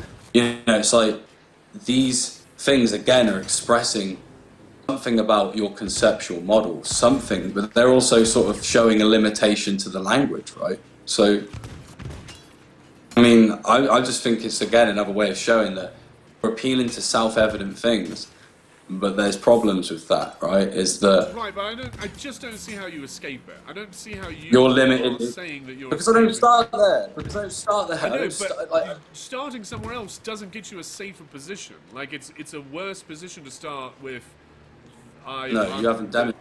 this view I've just demonstrated to you can't even get off the ground, right? And yet you believe, and yet you believe that, and yet you believe you're off the ground making these claims. So you have to present. So do you. You believe that you're flying through the air. That's my point. And you're like, no, I know I'm flying. And it's like, what is your evidence you're flying? No, I'm making a different type. God is telling me that the way that I'm believing life is what real flying is. I know the argument I'm making sounds like it's backwards, right? No, it is backwards. It is a backwards argument, and you're accusing the other side of being backwards. So I know that my side sounds backwards, because it is, but you're wrong. And so I don't know how you think that you've reasoned your way out of that with the God of the Bible's told. There's no reasoning your way out of things. I'm just saying that, like, no direct argument. The only way out of it is reason. I'm showing you something like this, right? That no direct argument can be given for logic, right? And even if we cannot say what logic is, you're not going to give it up, right? So to unravel the entire fabric of epistemology, that would be, like, stupid. So that's why we believe in it, right? We believe in it, right? Not because it's the conclusion of some inductive or deductive argument, not because it is the syllogism proves reason. I'm so reasonable and enlightened now. I've read the syllogism from Aristotle. It's like, no, it's not because of that. It's because it is foundational to those kinds of arguments, right? That's the strongest inference one can have, right? That's a transcendental inference, right? And I'm saying that what the history of all this teaches us is that without this jump start, if you like, in this sense, without this jump start from God, right, you can't obtain a coherent theory of knowledge. No theory of knowledge can actually be built from these autonomous theories, right? That start as with certain claims, right? Like, who says you know the answer to that question? Why? Why is there something rather than nothing? Why do you say that it's possible to know that? Now you hold to a system that has answers to questions and can answer questions, but also makes the claim that that question could not and cannot be answered. I don't you know have to justify. I don't like. You just seem to be because every claim you're making then needs to go on to be justified. What? To who? To you? Dude, I don't think you understand. When I'm literally telling you, I do not understand. Right, so we could just together, right? We can go on Google and we can go and look at the word debate and what it technically means, right? And we can go look at what apologia is, apologetics, what it's typically defined as, right? And I mean, look, I'm just going to save some time. Typically, these things require you to present some argument, right? Now, I would say at the presuppositional level, right? At this level, you are presenting arguments. Everything you say is a bloody argument, right? Even your smallest claim about what is self-evident and true is an argument from a worldview, right? And I'm challenging you on that. I'm saying to you, why ought I accept that as self-evident? You go, well, I believe it. I go, yeah, but you're not giving me anything like... I'm literally not saying that. Not even close to it. I'm saying, it seems to me that when I say, I wonder what's true, that I have received evidence that I exist, and wonder exists, and truth exists in some form that I can understand enough to wonder. Yeah, but you're not willing to say what that is. Why you're saying that I'm making different arguments than that. Well, I mean, they're all claims at this level of argumentation. No, they're no. Well, yes, cool. they are. To you they are. To you they are. Not to me. I'm not claiming anything. At no point do I claim, all right, look at this, here's some evidence. I'm just saying, I'm asking the question. There's no claim at that point. The question is, what's going on? What's happening to me? Questions are claims. A self wonders what's going on. Yeah, in order to say that, you're having to use English, right? There is evidence for English because I've said that. I don't. You're going backwards. So let me explain. Look, my approach to these things is to look at like them as a whole, right? So they make what is. What purpose? What are you attempting to do with these things? Are you attempting to? I don't. No, I'm saying that each branch of these things. What are you doing with this approach? I'm saying to you, each branch. Well, I'm making an argument to you, dude. Like so whether your or not approach to making arguments to other people, like convincing arguments, your approach to convincing other people is to look at it as a whole. Is that what you're saying? Well, I mean, look, dude. You either accept what I'm saying, or you stick with the nonsense that you've been spouting all night. And as I see it, the nonsense. you're saying can't get off the fucking floor, right? So What I'm do you mean by pointing out to can't you get that off the floor? What does that mean? Can't get off the floor in what you're way? What is it making trying to claims do about that an it's not allowed to objective do? external world and other people's claims about this, that, the other. Well, I just don't even think No, you're in a I'm not position at to all do that. trying to make a claim about No, external but you world. I'm want trying to to. make claims Your about name, internal world, your name, myself. Jesus life is Cool, a but claim. that is It's a not the claim. argument I've been making this whole time. Like that's my point. Is you're jumping from A It to doesn't Z, matter. It's called and you're entailment. It's an right. And I'd entailment to the like to type of walk from A arguments to you Z, want and to you're and saying think you can make. because I'm you saying no, can't you answer can't. A, you can't answer Z. That's absolutely not true. Yes, it is. It's true. All right. I think then your At this level, why at this level, why If wouldn't it's it be true, then true? you At can this convince level, me of it's true. Is that at correct? this level, Have I why wouldn't it understood be your true? argument? I mean, at this level, why would you think that wouldn't be true? What specifically? Why wouldn't I think that was true? Well, I mean, like you're about to appeal to a bunch of stuff that you don't think is No, justified. I'm just trying to understand what it is you're asking me and what answer I should give you. What question? Yeah, and I'm do you explaining want? to you that Yeah, so I'm please from. do. What's the question? I'm coming from a point of view that isn't your point of view, and therefore that's what needs to be given some leeway here, right? Is that you're kind of like supposing that a debate or an argument or whatever the fuck you think this is structured in some certain way. And I'm agreeing with you. I'm saying, yes, it actually is, right? That in order to debate, me and you are going to appeal to logic. But then I'm also pointing out that in logic, there's things called fallacies, right? And that we can't be ad hoc, that we can't be arbitrary, right? That we can't make certain types of arguments because they're not logical, right? And if they're not logical, they're not following logic and blah, blah, blah, right? And I'm pointing out to you that the types of arguments that you're forming here require unpacking, and when that unpacking takes place, it doesn't match up with the other points in your system, right? So you're telling me one thing about how you think you know the world, right? Which you're saying, yeah, no, you know, like, look, I just accept I exist, I don't know if there's a world, who cares, right, whatever. And then in the other breath, you're sort of telling me how the world is and how I ought to approach it.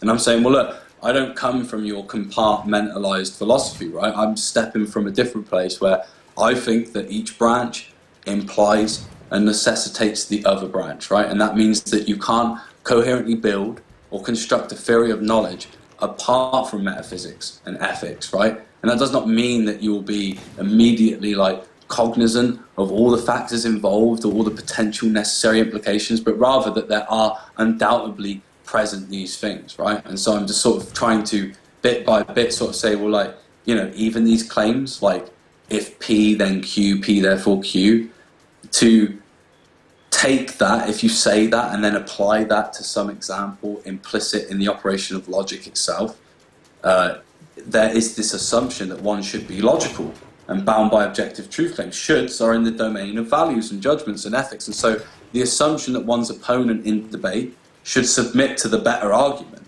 is a shared assumption, right, by both participants, that truth itself has a claim on both parties. And yet again, one should submit to truth, right? That just because it's true, oh, well, fuck the truth. No, you actually, in a kind of debate, you're kind of submitting and saying, well, no, if it's a better argument, right, then I should submit to truth. And it's not in, so this is in the realm of like value, judgment, ethics. That's unavoidable. And I'm saying that should give a big insight into the kind of flaws of this kind of empiricist-based approach, right? It can't justify these things, and yet they're entailed, they're presupposed, right?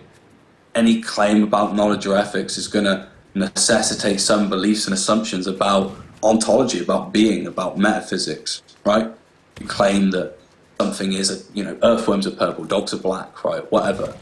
There's a vast network of underlying assumptions, necessary conditions, right, that are needed for the claim to be coherent and meaningful, right? And I'm saying that really is how I approach these types of arguments. That's the way I look at these things. This isn't just an argument, but this is an argument that takes place in a very different epistemology, right? You're more of like a classical foundationalist, right? You approach things by experience and sort of mental states, right? And I'm saying, okay, I'll come from a different school of thought.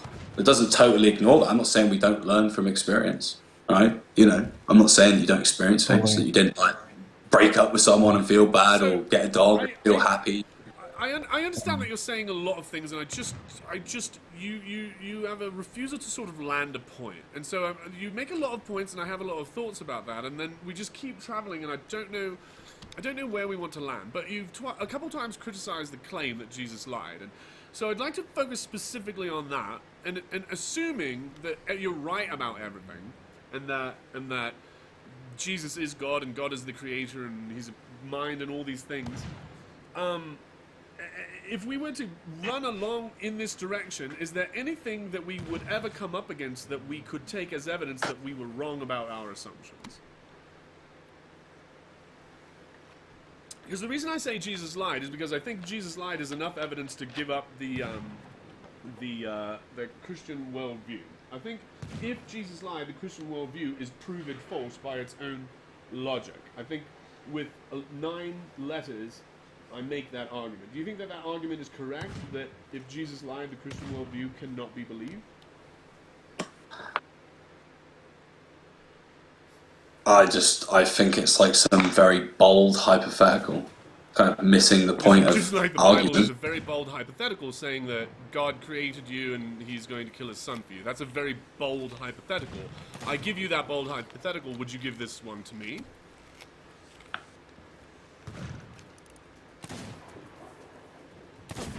No.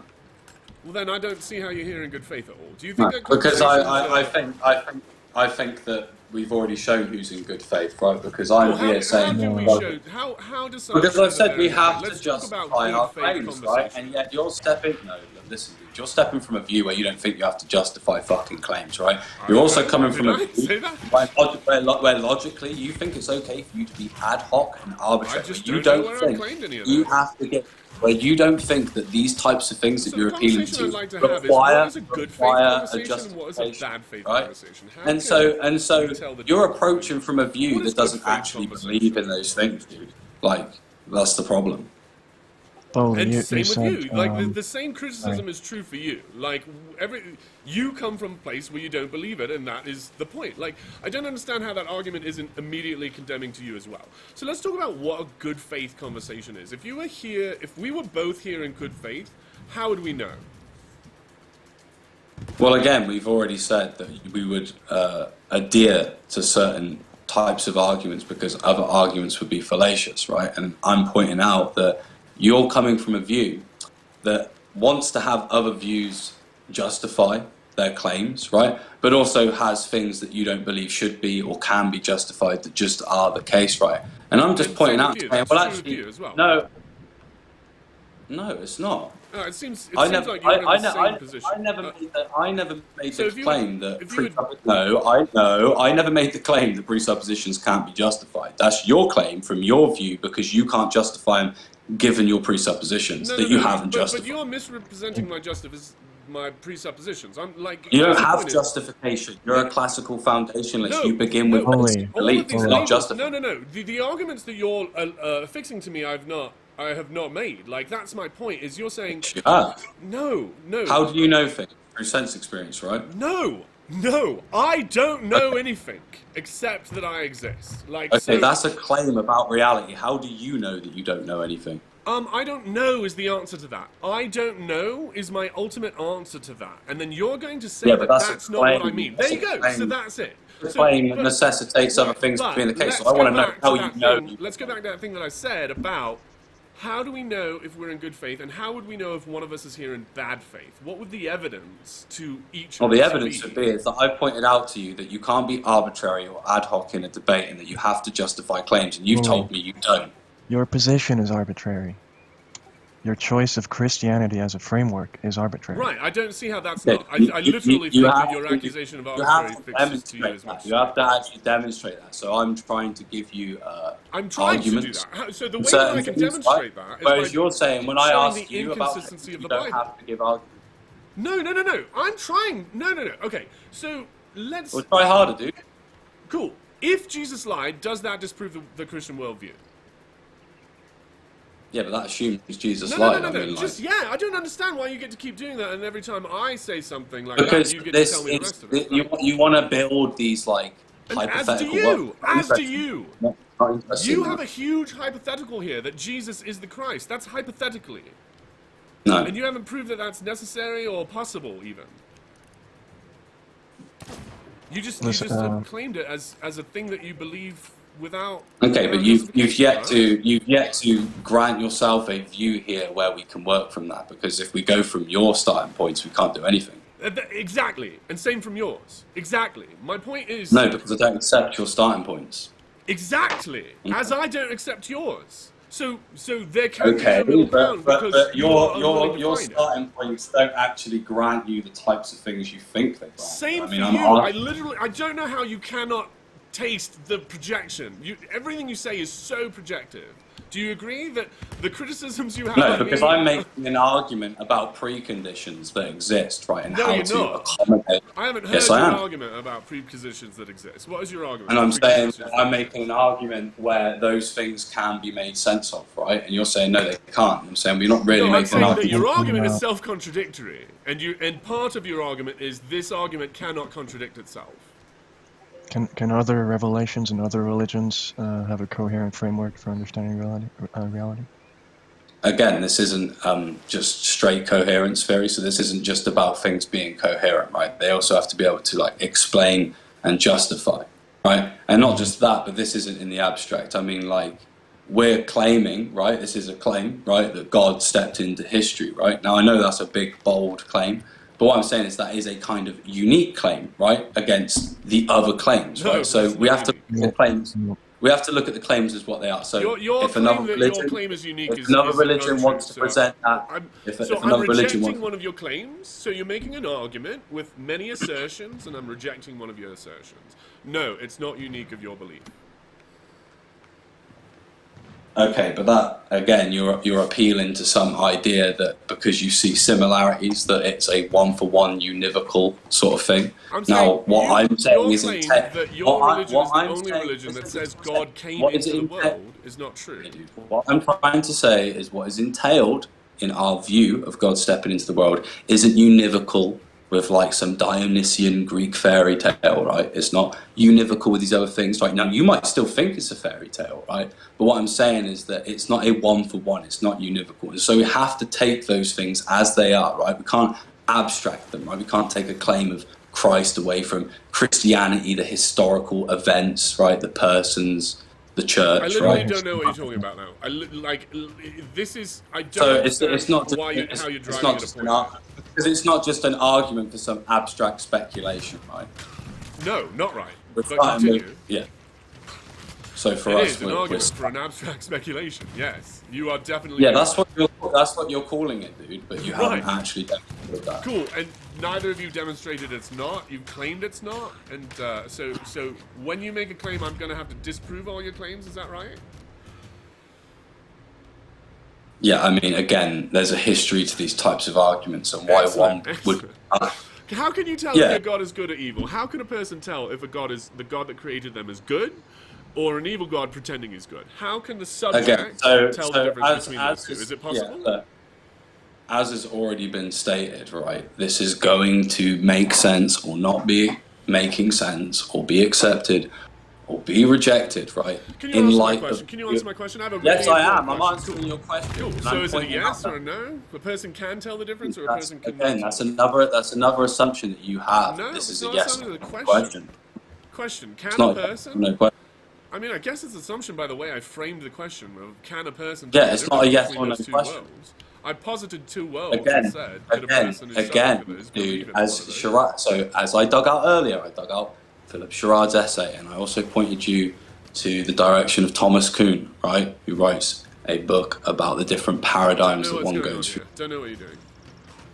Because the way that one selects between these things, right, and those good, evil, right, wrong, all those things, already assumes that one has the measuring stick by which to critique other views or look at other views. Right. And so the And if only you don't real have way that, the only way to really unravel it and look at these things is to do comparisons, right? And it has to be a comparison from these particular schools, right? Because a particular school of thought is what houses all the terms, the terminologies, the meanings of the words, right? It's not going to be able to be my divorced. school of thought at all. I don't think you have an You understanding. don't have of a my school of thought, dude. Well, there you You're flipping back and forth. I don't have a school of thought. My school of thought. I think, therefore I am. I'm not saying anything. I'm making arguments. I'm not making arguments. I'm not being rude, dude. But it is a bit of a flip flop for me, right? Now, again, For me, what I feel is like you're saying to me, I need you to prove God, right? I need you to prove God like he's a can of Coke in the fridge, right? And then I say to you, hey dude, you've already got stuff in your view, right? In your view that you don't demonstrate or prove in the same way, right? And when I present those same types of arguments, no, I don't. you just reject them. You just reject them. I say, well, you have things in your worldview I don't that think you you're do able not to prove. give me an answer to what I'm saying whilst I'm talking, right? So okay, well go ahead and get rid of that, because that's not true in this circumstance. I'm talking to you and you're talking to me and we're both listening at the same time. And that thing where if you're talking and I'm talking, I'm not listening to you, that's not true in this circumstance, okay? Could I disprove that to you? If you were to talk and I were to talk and then I was to recount to you the things you said, would that disprove the sort of claim that you made just now? That if I'm talking, I'm not listening? Is that right? Is that the claim you made? I think the further you go on, the more unlikely it is for you to be able to tell me what I just said. The further I go on from where? So this is the proof right now. So from right now, you said this is the point right now. So did I hear you? Right now. Right now. Right. That's what you said. Right. Right. Right. So right now, right at this point, right, right, you will be unable to recite what I was saying to you about 30, 40 seconds ago because you were talking over me when I was trying to make a point. And the point that you were trying to make was when you talk over me, you're not listening. Yeah, one could just restate it. Right? But what he's doing right now is he's not asking me to restate it, right? He's playing a game of like, I can't listen to you at the same time. Is it okay, possible? well then the proof of that would be for you to say what I said back to me, but you're not. And as I said, you would go further and further and further into a hole, right? That would lead to someone like Nocturnal chipping in and saying, well, why don't you just restate it, right? Because at the end of the day, it's fucking stupid. Like, you said you could do it, you didn't do it, you could have demonstrated it, you've got so far away. No, I answered it. I answered it. You were making a point and I was answering it while you were making it. Tell you what I said. We've got so far away. Excellent. There you go. But my answer to your question was... That's not the point, though. You can't say excellent, there you go, because the point was that you could do it, not that I could do it. My point was that I was doing it. And the point that I said was the further we go in, you won't be able to repeat it. You still have yet to repeat it. I'm not going to repeat it. I addressed it. Did you listen to my answer to it? You couldn't, because you don't remember. No, I did. I did. No, don't play silly. Don't play silly, dude. Don't play silly buggers. Come on. No. Because what you said was, when I'm talking and you're talking, you can't silly. be I listening said, to me. That's the thing that you said. You can't possibly that's be right. hearing what I'm saying. I repeated it. Yes, That's right. That's what you said, and I repeated it back twice. And you haven't. Because I'm responding to the idea that when I'm talking and you're talking, we're both also listening, and I can hear you when I'm talking, and the claim that I can't is part of this weird cult that you're part of. This weird, when I'm talking, you must be quiet. That's not right. It's weird behavior. Dude, you're talking and I'm being quiet. Like, I'm just trying to hear. That's the thing that you're choosing to do, and it might be polite, it might not, but I'm not requiring it from you. No, yes, I believe in choice, and while you are on... to do these things because they're obvious, right? Okay. I believe in will. I believe in... Okay, so let's start with... Let's start with this point. Yes, I believe in will. I have a will. Let's start with this idea that that the Christian worldview can be disproved. Can the Christian worldview possibly be disproved, or is it... This is just stupid. Look, dude, I represent a fucking... Thank you very much. Great. You're stupid. You're just going to call me names now? You can leave whenever the fuck you want. You're choosing to be here. No, I'm not. Dude, I'm not trying to call you stupid. I'm saying that's a stupid argument. I'm saying, look... Then clean up your language if you're not listen what I'm saying. I am listening to what you're saying. I'm literally listening to what you're saying. You're saying, listen to what I'm saying, or stop. I was talking while you were saying that, and I was listening. Not to... Control your newfound friend for a minute. No, we're not. Let's talk, Bowley. Let's talk about the contradictions in... Okay, this is the second time you said let's talk, and then when I say to you, look, could you just present an argument, or I've got to go? Here is the argument. Your worldview contradicts itself and claims it cannot, and that evidence... Where does it contradict itself? Because it says Jesus is perfect and didn't lie, but I can show you evidence that he lied. This argument is my argument. Okay, where did Jesus lie? Where did Jesus lie? In the Bible. Okay, how do you know the Bible is the infallible word of God? Because I don't know that. It claims. Okay, I know that it claims to be the infallible word of God. So how are you appealing to it? This is ridiculous. You're going to appeal to my books? I mean, it's just crazy. I'm going to appeal to your worldview to disprove your worldview. It's the only way to do it. It seems like the argument that you said about half an hour ago. It's not just a book. I told you that. And in addition to the book, what is it? Well, the book is produced by the tradition. In fact, there isn't a canon. So your worldview is the tradition? again, this is a dialectic between these things. We don't really have that. Cool. Well, that's incomprehensible. Is that not evidence that your belief is incomprehensible? Is that Well, not we don't evidence right think there? we don't think it's one or the other. Is your So, belief you have- comprehensible? Does the Christian worldview require it to be comprehensible? And if it's not, does that disprove the Christian worldview? Is that a good enough argument to disprove it? Man, these are like weird ass questions you're asking, dude. And Like, are stay you on going track. to answer them? Sounds No, like- no. On track is you asked me to make an argument. Let's stay on track. It's like raving mad. Like, what are you raving to? Like 2 subscribers or something? Dude, just chill out. Bowley, I'm talking to you. I'm here All right, well, engaged with me, you. so to address the arguments I've made, and you've not done that. I've been attempting to address the arguments you made, and your No, arguments you walk all haven't. over the You've countryside, and I actually literally tell sat you I there, don't nodded, understand where you're looked driving at the with problems, this. understood them, and then failed to address them. Like, it's No, ridiculous. not fail to address them. No, not fail Yes, to you address them. have. We had a whole conversation about Locke. We spoke about Hume. We spoke about the problems of empiricism. We spoke about problems of rationalism. We spoke about classical foundationalist starting points. We spoke about the problems of Descartes, right? We spoke about all of these things, right, and all of these conundrums that can't be settled by those frameworks, and right, and then you just like launch into an argument assuming all those same frameworks. Not settled, but answered. You're asking for an answer to these things, and my answer is I don't know, and Yeah, that's in not your good view, enough for you. every view has an answer to some like basic questions, and I think that that's what we've been kind of talking about is those No. basic assumptions that No. one might have, right, about a self or an external world, or about rights and wrongs or values, or those types of things. So every view kind of has a way of delineating, which is in itself a value judgment and talking about things, right? You're choosing tone, you're choosing tones to talk to. I mean, like, so that's what we're talking about, and you're saying, hey, no, We I are agree, talking about let's- evidence that we could accept as disproof of a worldview. That's what we're trying to Okay, talk but then you're assuming that all evidences are empirical and self-justified and No, self-referencing. I'm asking you. So you're like, hey, exist an I can just go to the Bible and say, hey, this is No, wrong. I'm asking you. If I go to the Bible, I'm not saying I can. I'm saying, is this sufficient evidence? And then you're saying, of course it's not. And I'm asking, what then would be? Well, dude, Do you I'm have not an going to answer sit to here. that question? Dude, like, I think anyone can attest. I went to speak and then you spoke over me, dude, and that's kind of like a constant thing you've been doing. And it's not to reiterate anything. Great. Like, I know I No, spoke over you and Yeah, interrupted awesome. several Yeah, times, but great. I've done that to like No, reiterate points, no, to where make did you get this amendments, behavior? like Where did to you add get- on.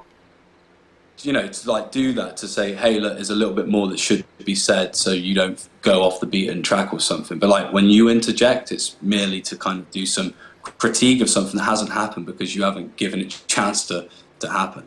Cool. Can you do it in like half the syllables so that we get there sooner? And see, again, like there's these assumptions that I have to answer your questions. No, I didn't in a say have certain to. I way. said can you. I didn't. And I mean, say- you haven't like ever given me really an example as to why I should answer questions in a certain way. You just keep like don't answer my assuming question. that. No, Kind of a don't conversation. do that. And I've said to you, hey, no, I'm willing to agree. There's like we have to answer certain questions in a certain way, but Oh my God. you've gone on to talk about the fundamental starting points of your position and how they're incoherent. And No, now I'm you not want to trying like. to talk about the starting points of my position. I'm not trying to But you make a have. position here. I'm They're trying to incoherent. criticize yours. But you can't because your starting points are incoherent. No. My starting points are your starting points. We're going to You don't start have at your one starting starting points and walk forward until we find a contradiction. You don't have. And would that be? Say again. You don't have the same starting points. I know. I'm We trying to don't. adopt yours. We don't like in orthodoxy. There's not a belief of like personal interpretation. Bowley, why isn't your starting point Hinduism? Why is it Christianity?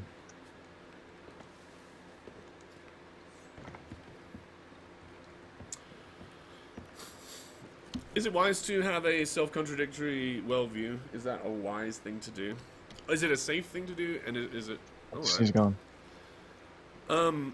The accusation of overtalking was infuriating. Yeah. I He sat did here for a an lot. hour walking around the countryside to places he literally quoted essays, and then just relied on Darth Dawkins. You're a scumbag. Can someone mute this guy? Stuff. It was crazy. Yeah, but Well, the reason I kept asking my question about Christianity versus every other revelation is because he is arbitrarily choosing that. He has Absolutely. The accusation of arbitrary is completely He's back. it's projection. I don't understand how arbitrary sticks to others and not the Bible. I don't understand that your starting point is as arbitrary as all others.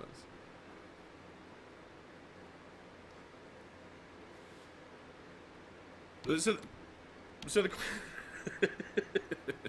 question is it immoral to walk forward with a contradicting worldview? Is it an immoral thing to do as an agent? If we all must be moral agents in the reality we find ourselves imprisoned in, is it more or less moral to have a worldview with contradictions?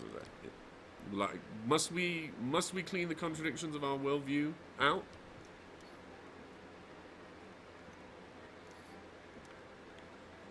Another question that I really would like answered is, how is it possible that a person can tell the difference between a good God and an evil God that's pretending he's good? What tools are available? Like, are you like fucking ignoring me or something, dude? Because like No, I've already cut, like, dude. So I mean, we already spoke about. No, listen, man. Because you keep asking me to talk and you keep asking me for an explanation, and then you just and then I point out that your if syllables you really are want not some that. chops, You dude, come in I can and get you have bare funny, syllables. man.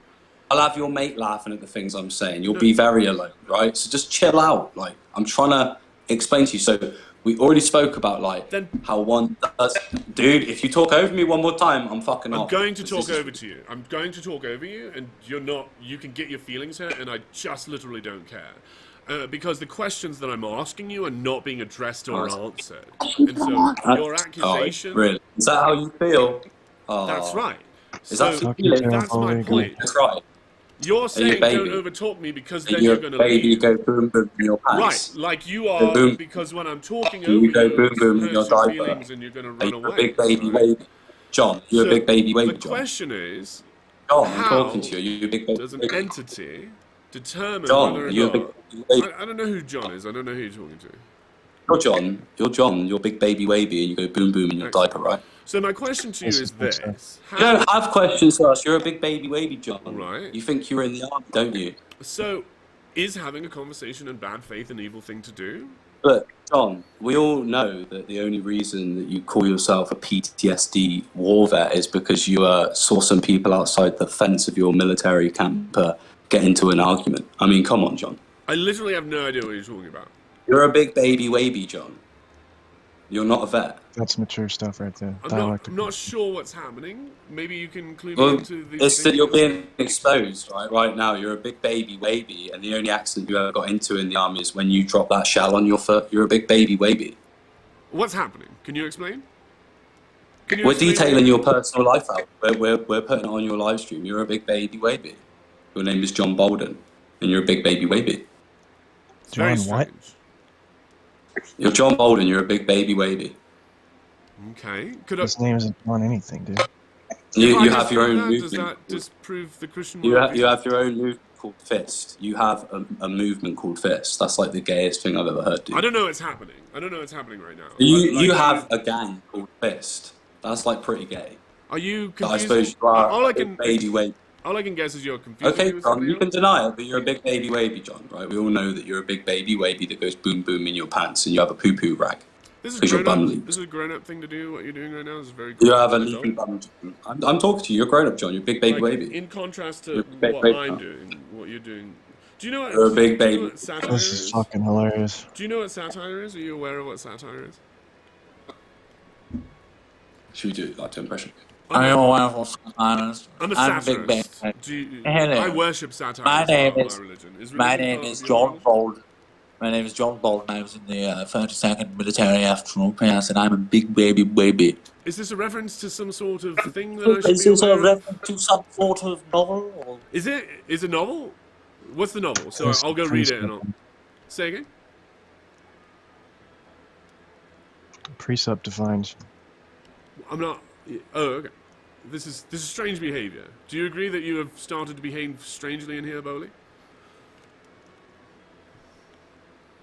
So the question that I'm asking you is, how does a person who is subject to a deity determine whether the deity is a good god telling him the truth or an evil god lying about the truth? How does a person determine that?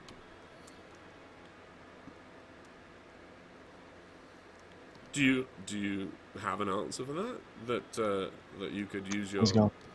Excellent. Hopefully Christianity is true will pop up in here. No. Hopefully I can go now. I think this is a long stream, and I think reducing someone to gibberish is I'll take it as a win. Funny how long he went on about, this should be a useful conversation, and then he just turns into that. Right, as if that's what I was doing, as if he was reflecting my behavior. That's my point. Is I'm trying to engage these people where they're at, and they take it as aggression because I'm trying to explain to them, yeah, you guys are being very aggressive, and so they have no problem punching back. But I was punching back. You guys were punching. I'm punching back, and when you punch me back, that's still punching. Like it's just weird. No, I'm glad it's over. Yeah. And I'll see you tomorrow, eh? This was fun. I enjoyed it. Sure. Later, and I'll see you Pastafarians as well.